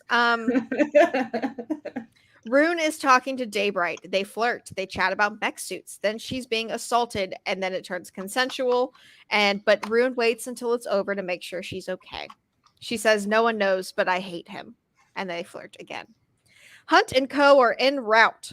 Cormac teleported everyone. They're just like in the open, and it makes no sense, I guess, since they're with Cormac. But they're all like, but Hunt and Bryce are famous, and so is Rune. Like, they're famous, and they're just famous fae hanging out at a rebel camp. It does not track for me, but it's fine. You know how incognito it is at all the places. Also, Bryce is fucking Cormac's around, so Bryce is just glowing. Yeah, right. And you know how incognito it is to be glowing. Like, yeah. And like, we're not talking like she glows from here. She glows from like right she here, has like in between her hips. Like, yeah. She has like giant boobs, which honestly in between them. It is honestly such a funny visual. Smush. Like, and hide it. Like, I feel like she could, but she doesn't. She wants everyone looking at her boobs. I don't know. She wants all of them looking at her boobs and you know what? Her I ignore it. Because she could get a cloak. Oh wait, no, sorry, wrong. She's in modern day fantasy. Yeah. I pretend I do not see it. They're no longer looking for a meal, the rebels, now that they have the mech suits. Hunt says no one should use the mech suits. She seems to know where a meal is, but like, okay, talk about my gripes about them all publicly being here. I did. Pippa attacks them. A crew of Veneer attacks a crew of Veneer that were innocent, but she's going to let our cast live. Again, this part does lose me a bit. They think she's going to attack Crescent City. So Hunt destroys the suit. Bryce keeps thinking that Hunt looks like this one statue that she saw at the beginning of the book. They start to destroy the base. Cormac tries to cover them, but gets shot. Pippa angry. Bryce angry. Everyone angry. They see Baxian and are like, oh shit, the Hind can't be far. And indeed, the Hind is here. And honestly, Baxian doesn't deserve the shit that they give him, right? Because Baxian's amazing. He comes up and he's literally going like, he's jumping up and down, being like, look, I'm here. Look at me. Hi. You see, he's excellent. Like, warning. Yeah. And then afterwards they're like, you're evil. And he's like, I fucking warned you. And then later on, same thing. He's like, hey. Yeah. By the way. Yeah, later when they're in that church thing, and he's like, I'm fucking Danica's mate, okay? You can trust me. I am Danica's husband. Gosh. Okay. Anyways. And they still don't trust him. I know. Like they're in the Eternal City, and they're like, I don't know if he's a bad guy. Fuck off. The Hind, Pollux, and the Harpy are here. I got so mad. He deserved better. They fling themselves. I agree. They fling themselves into the water. They're panic planning. The Hind is approaching. She drops a stone, like I'm gonna get you, kind of thing. Something else is coming. They get rescued, and Hunt is about to go sicko mode because they're true mates. The Oracle sent the people down there. They're from the Ocean Queen, and this is one of their city ships, which I think is a very cool concept. Ethan gets back with a mountain of sprites. Declan and Mark are like, one of them is a person, is a dragon. I wrote down maybe one of Amren's. It was so funny because like he's smashing the rings, right, and releasing them, and like it's a whole bunch of like mini lilies, right? Yeah. And then like he goes to smash the last one, and they're all like, "No, don't!" And he's, but obviously, like I'm just picturing in the movie, like we're like, you know, that he has time to stop, but like he just doesn't, and then he's like, "What? I'm confused." And then yeah, dragon. It's just a fucking full-size human. Anyways, the boat is really cool. Hunt is still about to go sicko mode, so Bryce takes Hunt into a private botanical gardens to calm him down. They fuck. And as they are meeting their end, she teleports them naked to the entrance of the boat, and everyone's like, "Are you good?" Which is fucking funny. It's insinuating that she needs like a power boost to teleport. And we find out more about that later. But I will say though, like one thing that I'm not gonna lie. Okay, with Feyre, when Feyre can do all this stuff, there's a reason, right? There's a reason why she can do all this stuff, because she got made at Fae by them all doing a drippy drop on her. Yeah. With this one, right, it kind of, with Bryce's power, like with her being able to winnow, right? Mm-hmm. It kind of feels like a Zoe thing, where Zoe's just like, I've decided I can do this, and then she can. Yes. And then like Bryce was like, hey, he can teleport. I want to do that. Teleport. Yeah, that's not very clearly explained. Like, there's no, like, and it's established in ACOTAR, right? Not everyone can winnow. Can winnow. No. Yes. Only some. Yeah. And by yes, I mean correct. Yeah, we're all agreeing. Yeah. We're all in agreement. Yeah. Yeah. So I just think it's silly that Bryce is. It just reminded me of like a lot of YA, where it's just like, I've decided I can do a thing, and then they can do a thing, even though there's no logical reason why they should. Yeah. I mean, Feyre can do all this stuff because she gets. We have a reason. Yeah. Yeah, she gets like infused with the essential oils of all the 7 high. Yeah. 7 books, you know. She's gonna be missing one. Darn. Okay.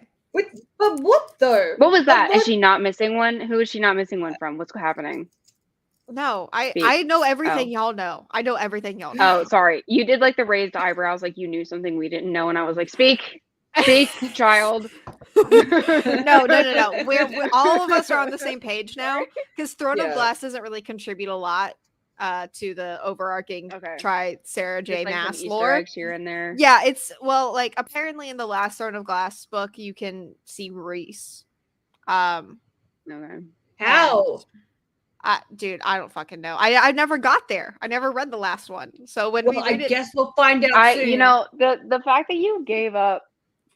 I didn't give up. Oh, okay. I did not give up. Well, I kind of did, because one of the books. So I was like, because you told me you gave up. I don't know. Well, okay. Well, because we have to tandem read. Yes. Is that where you gave up? Yes, that's where I gave up. As I read one of them, and then the next one is all about fucking Kale, and I like not Kale the vegetable, Kale the character. It's all Kale's perspective. Likeable as Kale the vegetable? He's fine. Like, he's fine. It's so he's like Kale the vegetable. Yeah, like it's fucking fine.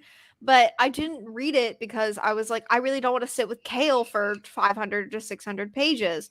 So then I found out about the tandem read thing, and I'm gonna enjoy it a lot more because it'll be interspersed with the book I already read.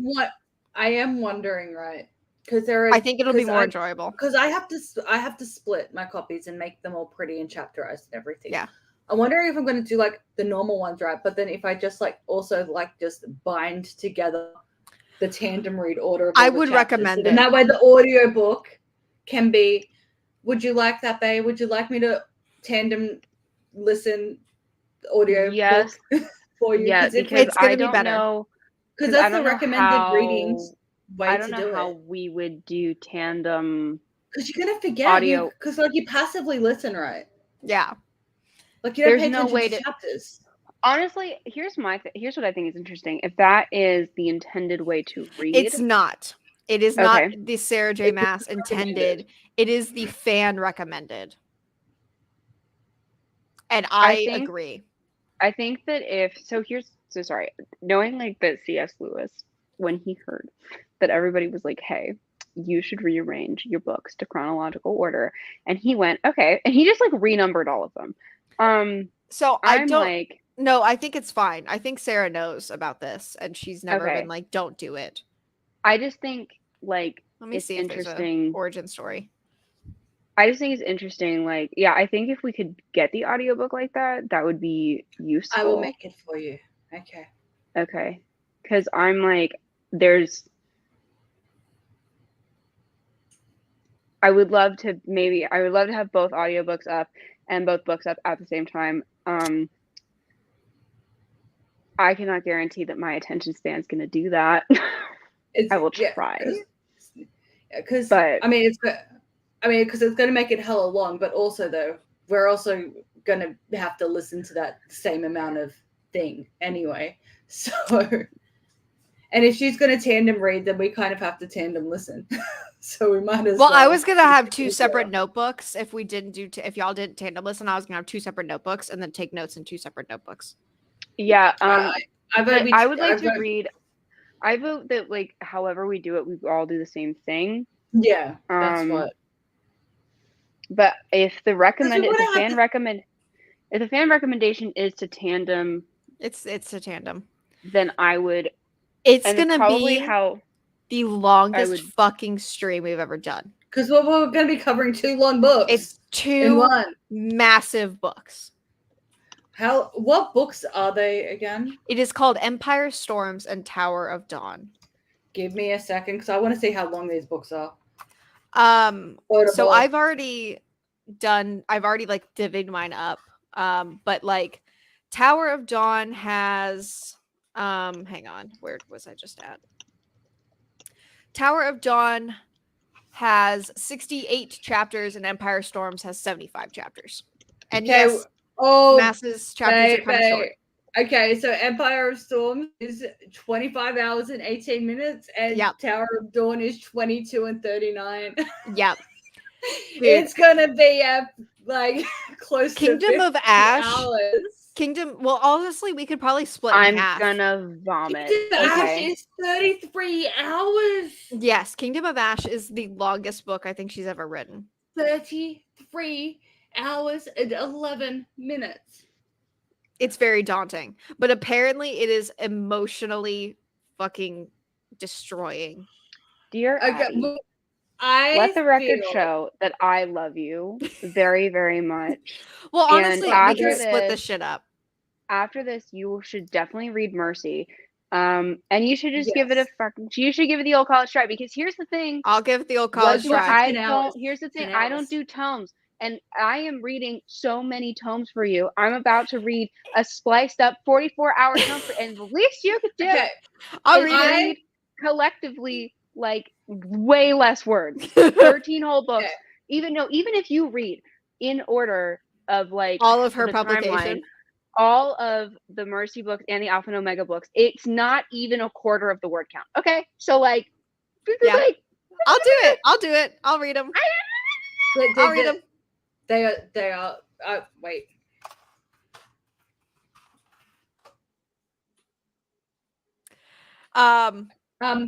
Look, when we do our mid series break for Throne of Glass, I feel like we do it before we do the tandem read, and then we may Yes. have to do another one post tandem read to prepare for the 33 Well, and also hour we could book also at the split. end.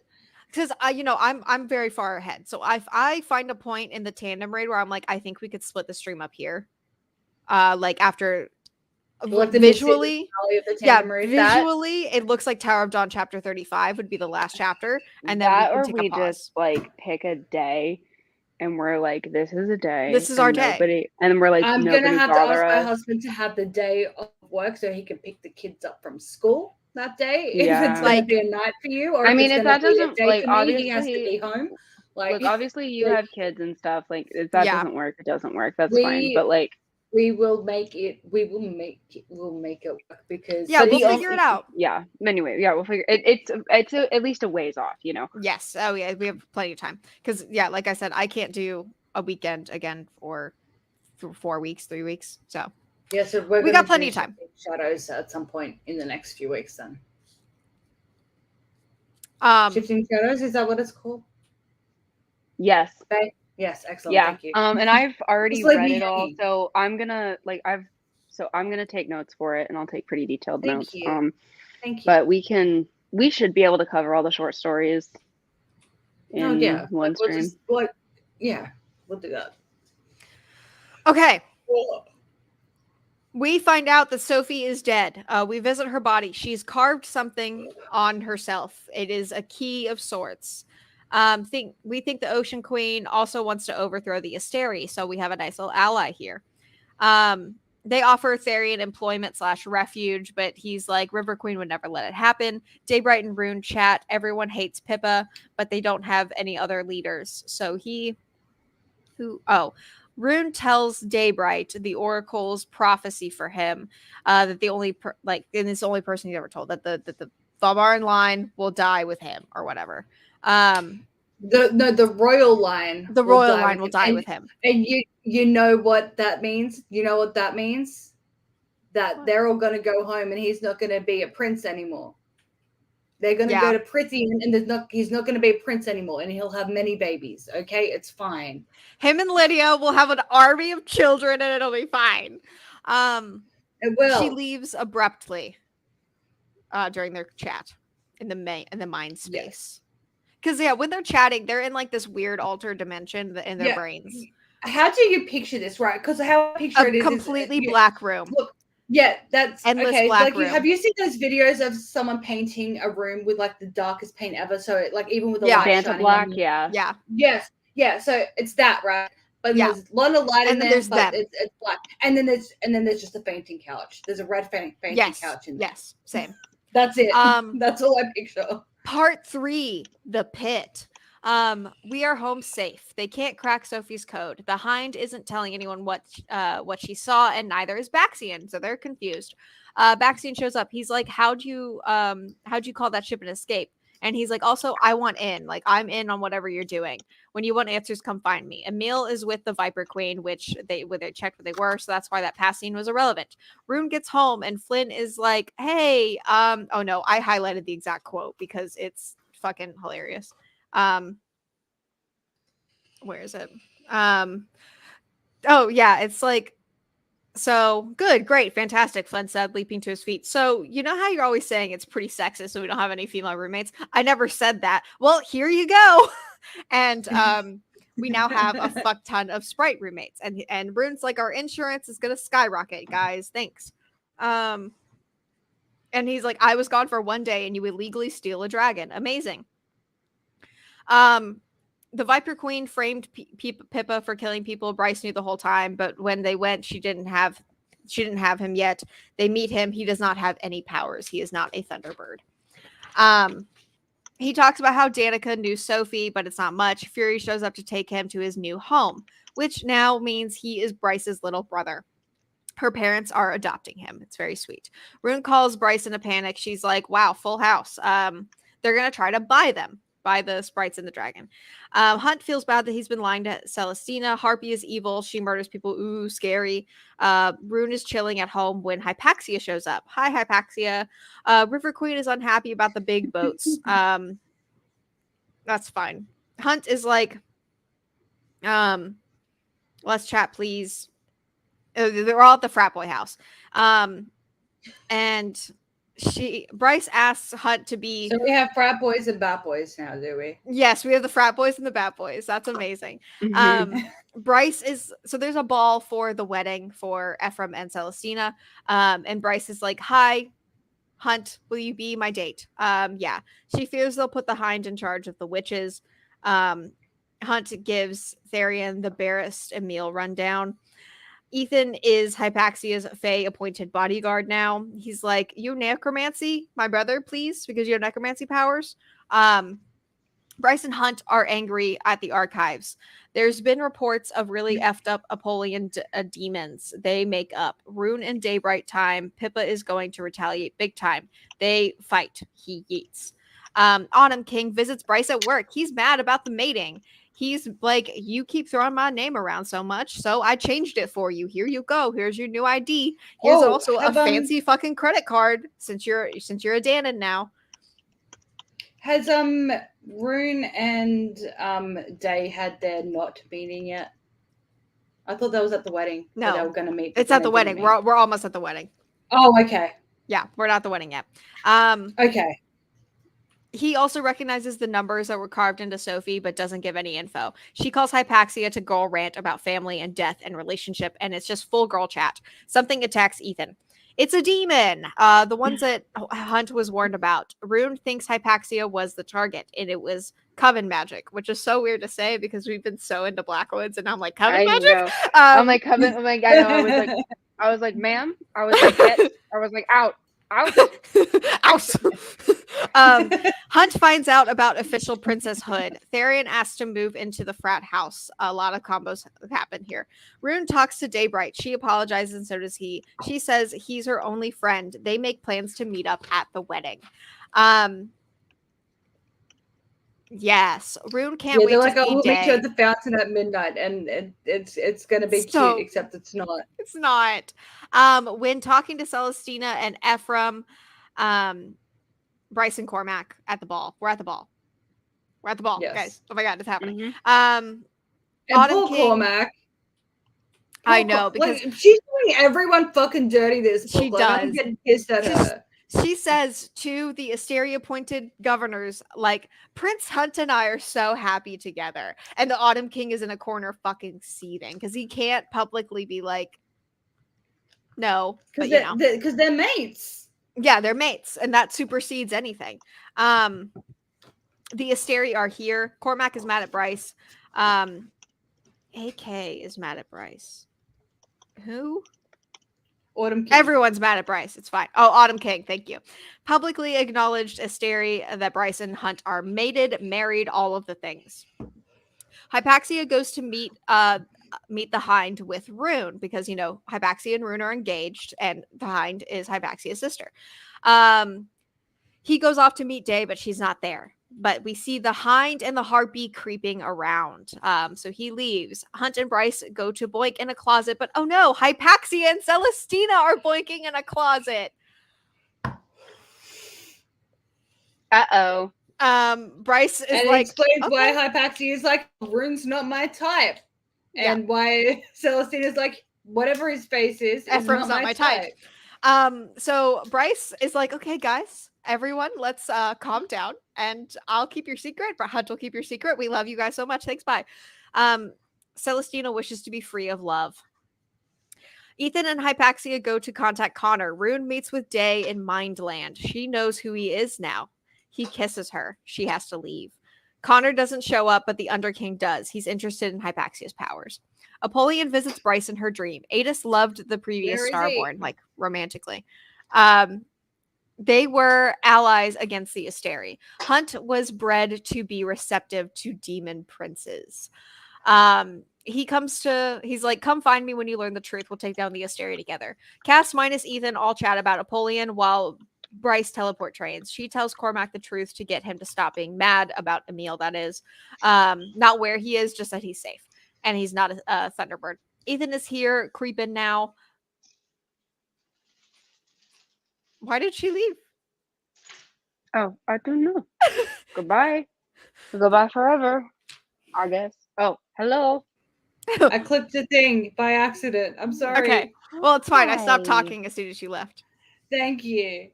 Oh, you look so happy. Oh, I see why you look Oh, so I'm happy. so jealous. Your whole face just lit up. I know. Husband. That was really cute. That was really cute. Go get your wife some as well. Please. I'm talking to your husband, by the way. He's got Ali. headphones on. I've got headphones Well, on. It doesn't matter. I'm yelling at him to go get you something. I mean, we live like 5 minutes from Starbucks too. Like it's. Well, tell I- him. No, he's. Did you ask for that, Bay? Or No, or I you- didn't. That's so cute. Oh, that's even better. Under King wants to meet the gang now. Therian goes to the Viper Queen. The dragon's there. Harpy's buying drugs. Viper Queen says, call your friends to figure out what Pippa's up to, but none of them answer. The gang goes to the temple for the Under King, but Pippa ambush. There's still so much left. Bryce teleports to get help. Just Bryce and Hunt, while Bryce powers back up to teleport them out. Baxian gets them out. Bryce isn't buying it. Danica was my mate. Kunga. Bryce is like, you're fucking lying. She sought him out once because he is a unique type of shifter. She wanted to know where the shifters and the Fae came from. Poor Baxi and I stand. The numbers from Sophie are from the Asteri archives. They're like a Dewey Decimal System, essentially. He gave that sequence to Danica because whatever is in there spooked Sandriel so much. They take that info to Declan. They want to go find out what's in there. Declan confirms. Sophie entered that room using his, camera shit. Bryce is like, we gotta go. They're like, you fucking crazy, but we gotta go. Fury is like, you are insane. I can give you a vague layout of the space. Ethan meets with Sabine in the Prime with Hypaxia. He tells them about the wolf. Sabine sucks. Prime says Sabine isn't the only Fendir heir. Therian goes to the Viper Queen to defect and become her slave. Oh, wow. We are really almost done. Huzzah. Oh, my God. Rune and Day, she's like, I can't see you anymore. She's like, I meant everything I said, but we'll wind up dead if we get closer. He's like, I'll find you. And then they boink in the mind space. Very fun. He tells her about their plan with the archives. She's like, they'll kill you. She says they know the dungeons. To lure him to the, not to lure him to the dungeons, but to kind of lure him. Rune is like, we leave at dawn. My wifey is in danger. Therian and Cormac are going to go do a raid or whatever. And listen, I never take notes about that. The first time I read it, I barely read that scene, and I barely read it again. You know what? Because Rune and Lydia. I did kind of conk out for that as well. The same. Therian and Cormac go to start their raid. Bryce, Hunt, and Rune are in place as well. Rune has Reese's eyes. Jesus Christ. Rune tells Bryce he wants to coup with her. Bryce heads to the archives. First discovery: Asteri feed on First Light to survive. Oh, this is sorry. This is it. This is we're at no, the big. Wait. Before I'm gonna read you the paragraph. Oh yeah. That has made me. I think I've already mentioned this to you briefly in a text, but I'm gonna say it now. When they first get to the Eternal City, this is direct quote from the book. I've got it up. Bryce had no idea why anyone would want to live in the Eternal City. Not simply because it lay in the shadow of the crystal Paris of the Asteri, but because it was just old, dusty, worn. No skyscrapers, no neon lights, no music blasting from passing cars. She's one of those people that live in New York City that are like New York City supremacists. Yeah. Yeah, and I'm like, how absolutely dare you? That sounds beautiful. That sounds perfect. It sounds wonderful. She's gonna fucking hate Prithian, guys. Yeah, she's gonna hate Prithian. And that's the main reason why I'm glad she's there. Yeah. You know what I hope happens to her? I hope she's there for like a little bit. And what I hope happens, sorry, normally I wouldn't wish this on people, but you know how in Outlander, Claire gets back and she's like, would you just turn the cars off? I'm gonna kill, right? Has it always been so noisy? And it's like, yes, it has. I hope she gets back and she just like hears like everything just sounds like a typewriter to her. Like, like she hears a keyboard and it's like, and she just like explodes. I'm so excited. So sorry. They are the food. The Vanir are the food for the Asteri. Bryce goes into another room. Rune is going to the dungeons when Mordok shows up. Bryce goes into a room marked Dusk. Dusk's Truth, remember, guys? It's a bunch of maps of different solar systems and planets marked as conquered. The Asteri are world conquerors. The Asteri lured them all to this planet from other planets because they were the best races that they could feed off of, and this was the most inhabitable planet for all of them to be on. Hell was one of the only planets that saw through all of the Asteri's BS. Hell keeps trying to save them. What is it? Rigulus? Yes, Rigulus. Mhm. Rigulus shows up. He looks like a child, by the way. Like, he's very creepy. He Mhm. also looks like Nyx, if anyone was wondering. He makes good points about how everyone's got to eat. He wants her to reopen the rifts to get more people here.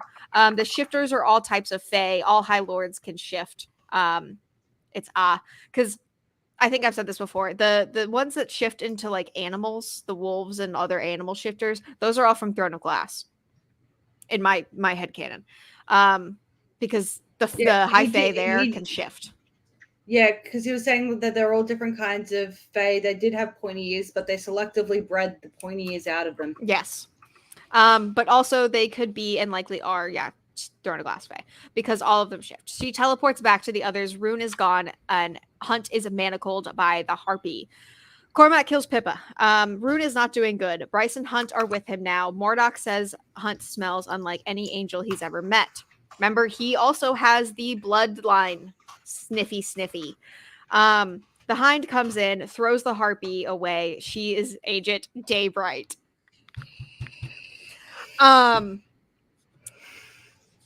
Pollock shows up after Lydia explains herself a little bit, and Rune is like, I don't even know you. Even though he's in love with her, it's fine. They go to face the Asteri. Rune is upset at Lydia, but come on. Banter. They say Cormac is dead. I can't. Regulus. I'm saying Regulus. I can't do it. Regulus. Say it. Rigulus reveals he pretended to be Adis. He sends the Reapers too. Bryce's star can lead them to the world of the Fae, Akatar, Prythian. She says, let Hunt and Rune free, unharmed forever, and I'll do it. She intends to go to hell through the gate and come back with an army. Fight ensues. And she goes through the gate. I like the implication, though. Rune's like, make sure you take the sword. And yes, take the sword. Yes. I like the implication, though, that Prythian is hell. Yeah, right. She gets there. And she says, "Hell had grass." But like, because at first as well, like this only just popped into my head like during this, right? Like during this book club. But like it's like, oh, how coincidental that she rocks up on their lawn. But I think the fact that she had the sword with her. Oh, because it's taking her out, and plus it takes her to Azriel, who has the. Yeah, the horn also. That's why she goes to Prythian, is because the horn takes her home. But specifically, she ends up specifically at the river house's lawn. Yeah. Yes, to Azriel, because. Yes, because the sword. Okay, we're almost Azriel, there. Yeah, Azriel has so many love issues. Dude. So fight ensues. She goes through the gate. Hunt, Reese, and Baxian are subdued.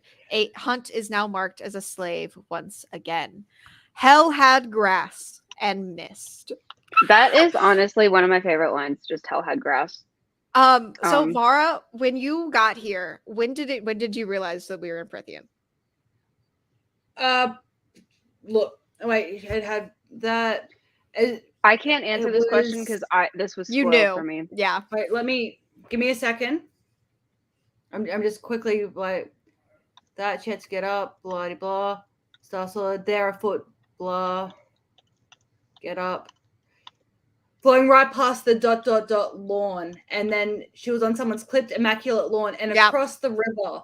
And as soon as I got to river, I was like, "They're at the river." She's at the river house. Yeah. Did I fool you? When I said that they're not gonna have a crossover? Anyway, I don't even remember you saying that. So she has a star sword. She's like, I gotta find Adis. She sees a beautiful city across the river, and she's on someone's lawn. Someone speaks to Bryce in a strange language. He has bat wings, scaly armor, and scars on his hands. Well, I saw the batwing. I'm like, okay, which one is it? And then she said Hazel Az. I'm like, it's Az. It's Az. And she's like, Adis, can you take me to Adis? And he's just staring at the fucking sword, like, the fuck is that? And Bryce what the fuck is that fucking thing? Also, Bryce just went through a fucking fight. She does not know if her mate's okay, if her brother's okay. Like, she's not doing good. they fly somewhere. I don't know what house they fly to. I don't know if they fly to the townhouse or to the mansion House or of to the Wait, House of they Wind. might fly to the give me one the thing second. above the Hewn City That might be it. because that's where they take. They glided That's downward. where they take the. That's where they take people. You know. Yeah. So they go into a room. So we don't know if they're where they are. I'm guessing the townhouse. Yeah. But it's like It's they ate an odd place for them to it take smells her. like roses and bread. So she's like, they eat bread and they have flowers. It was described as a cold, dark world. So this doesn't make sense. Because I was initially thinking that they were at the river house, but I forgot he flew us somewhere. So yeah. I don't know because Reese and Faye were. I think she was at the river house. Yeah, so I don't know where we'll figure it out next book. She's not in the House of Wind. I know that much. She's like, it doesn't smell like roses up there. And like Azriel's just kind of looking at her like, oh God, I don't really know what's going on. Because he's trying to talk to her, but they don't speak the same language. They don't speak the same language. She's like, Adis, hell? And he goes, hell? And she's like, yes, hell. What level of hell am I on? And he's like, the fuck? And a petite, dark-haired female with angular eyes like furies drew up short. Her red painted mouth dropped open. The female because she was Faye. Understands. Yeah. She understands, like. Yep. And it looks, she says specifically that the clothes that they are all wearing look like the Yvalin Fae clothes. Another winged male, broader than the other, swaggered in with a fantasy. Pretty... She said that their clothes look like a fantasy movie. Yeah. And a pretty female with brown gold hair at his side, also Fae. So we got Nesta and Cassian are in the room. Yep. The Amren is turning to the others and saying something that has them all like going like, the fuck? Is this world hell? I need to see Adis. And the petite, dark-haired female staggers backwards because Bryce says that in the ancient Starborn language. And Amren is the only one old enough to know what that is. And Azriel pulls the dagger and they fucking run to each other. It's wild. Real quick pause. As far as the language goes, because I was slightly unclear on this. There's the language that Midgard speaks, the language that Prithian speaks, and then the old language. The old language, and that was back in the day. And that's the common language that Reese, Bryce, and Amren are speaking. Well, I don't know. Okay. Does Reese actually speak it, or was Amren telling him in his head? No, so I don't know. Reese knows it, I think. Hang on. If I'm not mistaken. But like, let me I think Reese studied it. Wait, because Actual Stars plays My World Midgard. Like he's not really responding anything, right? We didn't to anything until he just goes and he's like, "Hello, Bryce Quinlan. My name is Reese." And I'm wondering, like, is Amren just like speaking in his head? He's like my is that what like he's like what's happening? Talking to her in his head, and he's just like, "Hey, Amren, how the fuck do I introduce myself?" And she's like, "Repeat after me." That might be it. So I don't know. It could be either or. The sword and the dagger are glowing together now. Yes. Everyone's like, holy shit. And then Amren says, no one has spoken that language in this world for 15,000 years. And she's like, I need to find Adis. Which is a common number to... Which is when the Asteri took over Midgard. Apollyon then, surely you know the prince of the pit. I don't know of such people. This world is not hell. Where am I? The door opened again. First, a lovely female with the same brown gold hair as this one, standing before Bryce entered. She wore a white loose shirt over brown pants, both splattered with paint. And then the winged, dark-haired male stepped in behind her. Bryce gasped, Rune?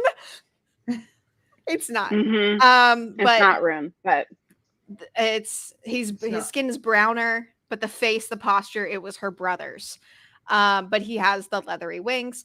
And he's just staring. Like, Reese is just staring at Bryce like, and she sees actual stars in his eyes. And she says, my world is in grave danger. My mate, I didn't mean to come here. I wanted to go to hell. How do I get there? I need your help. And Amren says she wants to know what your name is, she being Farah. And then Bryce glanced from the tattooed female to the beautiful male at her side. And she says, "My brand name is Bryce Quinlan." And the male stepped forward, tucking in his wings. He smiled slightly and said in the old language, in a voice like glorious night, "Hello, Bryce Quinlan. Bryce Quinlan. My name is Rhysand." And that is Crescent City too. And There's not an that, I, epilogue in not that I the wanted it to be ebook. longer. There's an Not epilogue. that I wanted it to be longer, but it had the audacity to end. Yeah.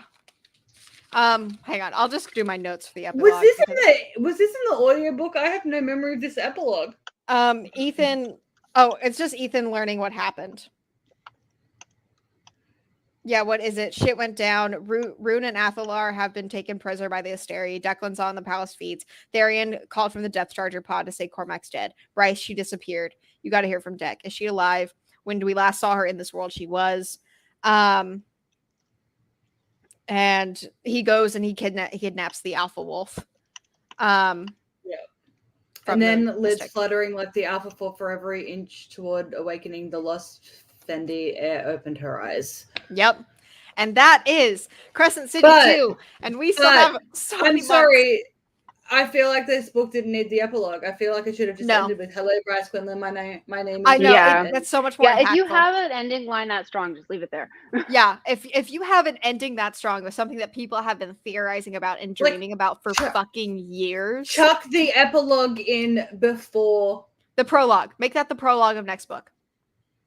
Yeah, that, or just chuck it in before the she's in Prithian scene. Anyways, in 201 days, we will have ACOTAR X Crescent City crossover officially in our hands. Yeah. The cover has not been revealed yet. Nothing else has really been revealed. It has. Nope, the cover has not been revealed. It's still a placeholder. But shall we read the blurb? Yes. Let me even pull it up. Crescent City. House of Flame and Shadow. In the stunning third book in the sexy, action-packed Crescent City series, following the global bestsellers House of Earth and Blood and House of Sky and Breath, Bryce Quinlan never expected to see a world other than Midgard. But now that she has, all she wants is to get back. Everything she loves is in Midgard, her family, her friends, her mate. Stranded in a strange new world, she's going to need all her wits about her to get home again. And that's no easy feat when she has no idea who to trust. Hunt Athalar has found himself in some deep holes in this life, but this one might be the deepest of all. After the few brief months with everything he ever wanted, he was in the Asteri's dungeons again, stripped of his freedom and without a clue as to Bryce's fate. He's desperate to help her until he can escape the Asteri's leash, his hands are quite literally tied. Bryce and Hunt's world is brought to the brink of collapse, with its future resting on their shoulders. Dun dun dun! I'm so excited. I'm so sad. I just need it now. It's gonna be interesting. And also, this is apparently the last book in this series. Apparently. I don't know how, but that's fine. I'm sorry, you can't have 4 houses and only have 3 books named after houses. It's really the Court of Many Waters. A Court of Many Waters. I don't know. You get a court, and that's like the next ACOTAR. Maybe. That's my. I mean, if like the crossy over something. Maybe it's like a double. One of the big theories is that Celaena apparently I haven't gotten this part yet, but I don't think it's a big spoiler. She has the power also to open gates.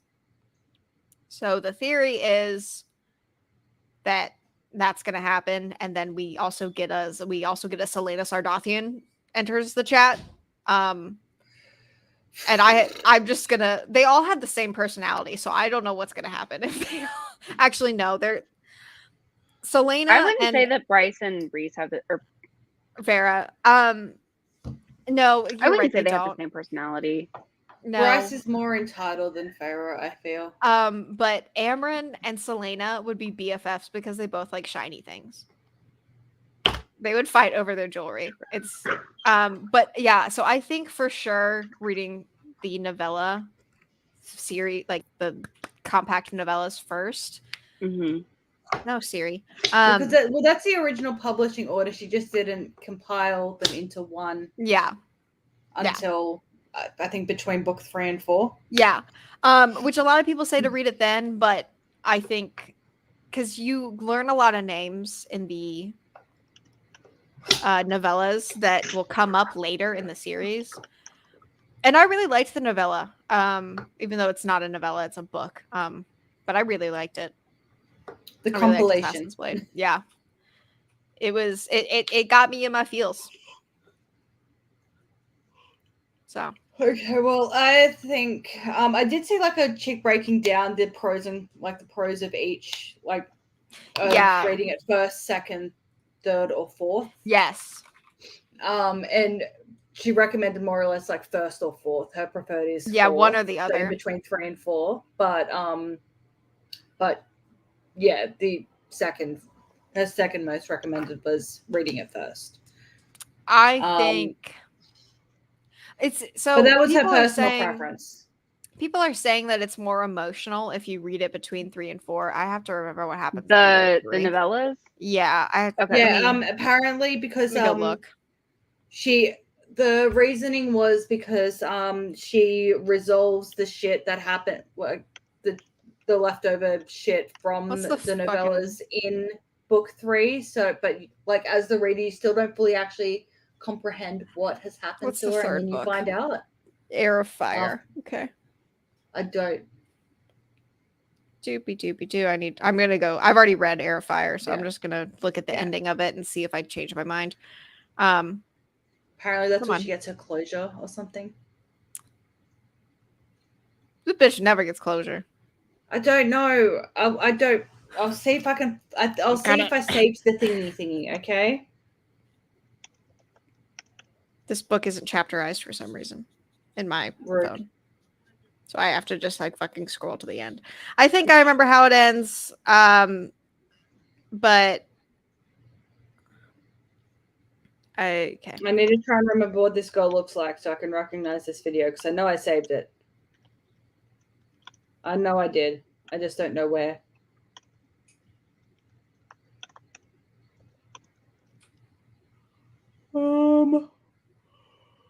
Maybe I'll just search Throne of Glass reading order.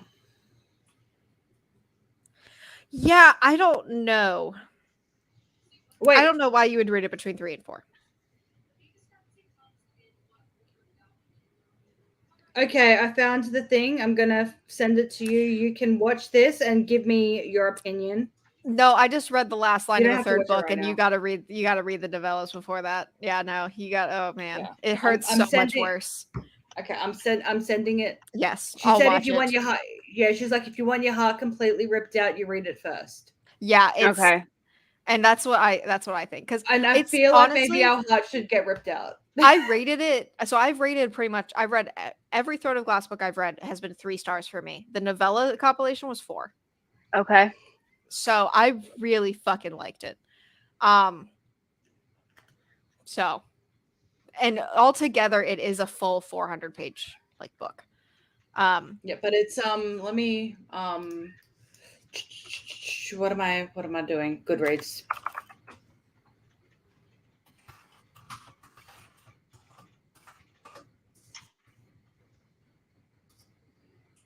That's what I'm doing. Yeah. Okay. Because it's the assassin and the pirate lord, the assassin and the healer, the assassin in the desert, the assassin in the underworld, the assassin and the empire. Yeah. So it's 5. It's 5 short stories. They're all the healer is the shortest one. The pirate lord is the second shortest one, and then the desert, underworld, and empire. Sorry, would we be doing all these separately? Is that what we were? No, it's all in a book called the Assassin's Blade. Okay. Which is those 5 it's the stories. compilation. Yep. Yep. Yeah, so they were released before Throne of Glass, but Assassin's Blade wasn't released until I think after Heir of Fire. Yeah, after Heir of Fire. Yep. I don't know. I also liked reading Throne of Glass more than I did the first time. Actually, I've read it 3 times. I liked it more this last time. I find that when I take notes on a book, I like it more because I'm really paying attention. So yeah. but Throne of Glass, it's not that long, I think. Let me see how many pages of notes I have.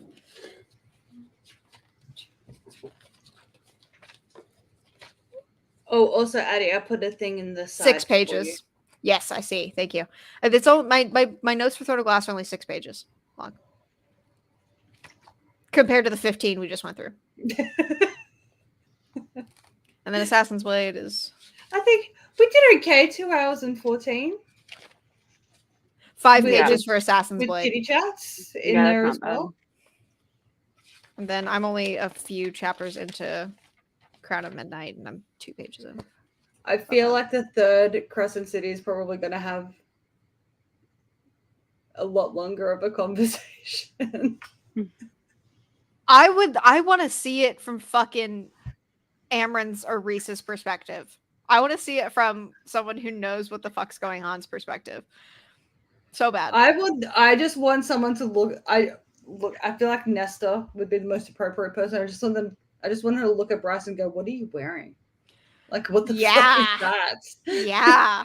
Because I don't know, what is Bryce wearing when they break into the thing? Is she wearing jeans? Well, I like, guess? you know, no, like a fucking battle suit, essentially. I imagine it's like black leather. Like she's just wearing black leather. What is it? Yeah, like what are they wearing? Do we? Because I mean, obviously, it would have been funnier if she rocked up there in like one of her party girl outfits, but And yeah, her the fucking booty dress, and yeah, Mm-hmm. they would have been like, "You're naked! Oh my god!" But that's what? Oh, that's right. They're wearing the mech suits, aren't they? Are they? No, they're that's not wearing something mech else. suits. They're just wearing, What the fuck are they wearing then? like battle outfits. I don't think we're told, are we? No, probably not. Explicitly.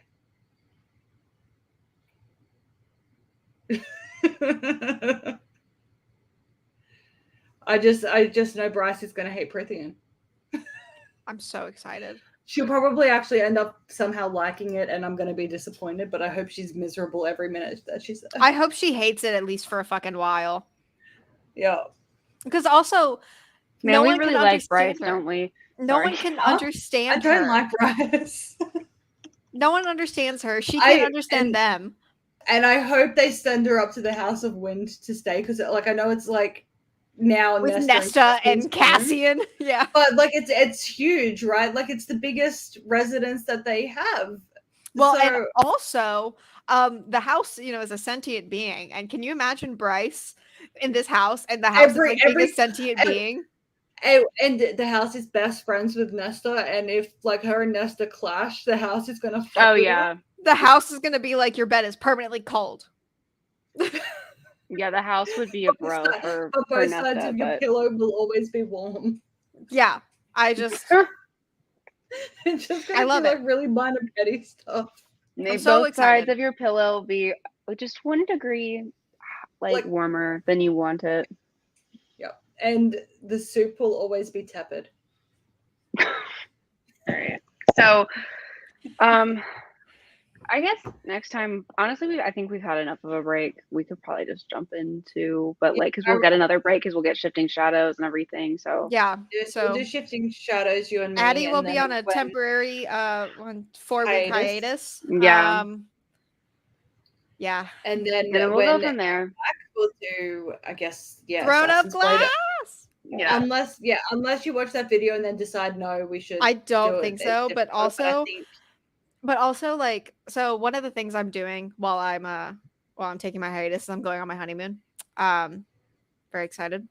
Finally, it's only 6 months late. But we have plane flights, so I'm gonna be reading on plane flights and stuff like that. And any downtime we have, I'm gonna be reading, and so hopefully helicopter flights. Yeah. Well, as opposed to driving to fucking Maine. Yeah. No. Yes, as opposed to driving flights. Sorry, I love you. How long would it take me to drive I'm there? being a pedantic bitch. If I decide to drive, let's just fucking won't even tell me how long it'll take. That's how long it'll take. It says you should 18 not hours. Do that. Yeah, 18 hours and 15 minutes. But if I go through if I go through flooded areas, it would only be 16 hours. Well, you should go through the flooded areas. Or I'll just take a 2-hour flight. Yeah. But that's one of the things I'm doing. So hopefully I'll be really But- far ahead and I can give a full educated decision. And hopefully you can just like also just maybe start Mercy. Maybe. Yes, maybe. I want to finish Throne of Glass. I want to finish like the book club books we have going on, and then I'll pleasure read more.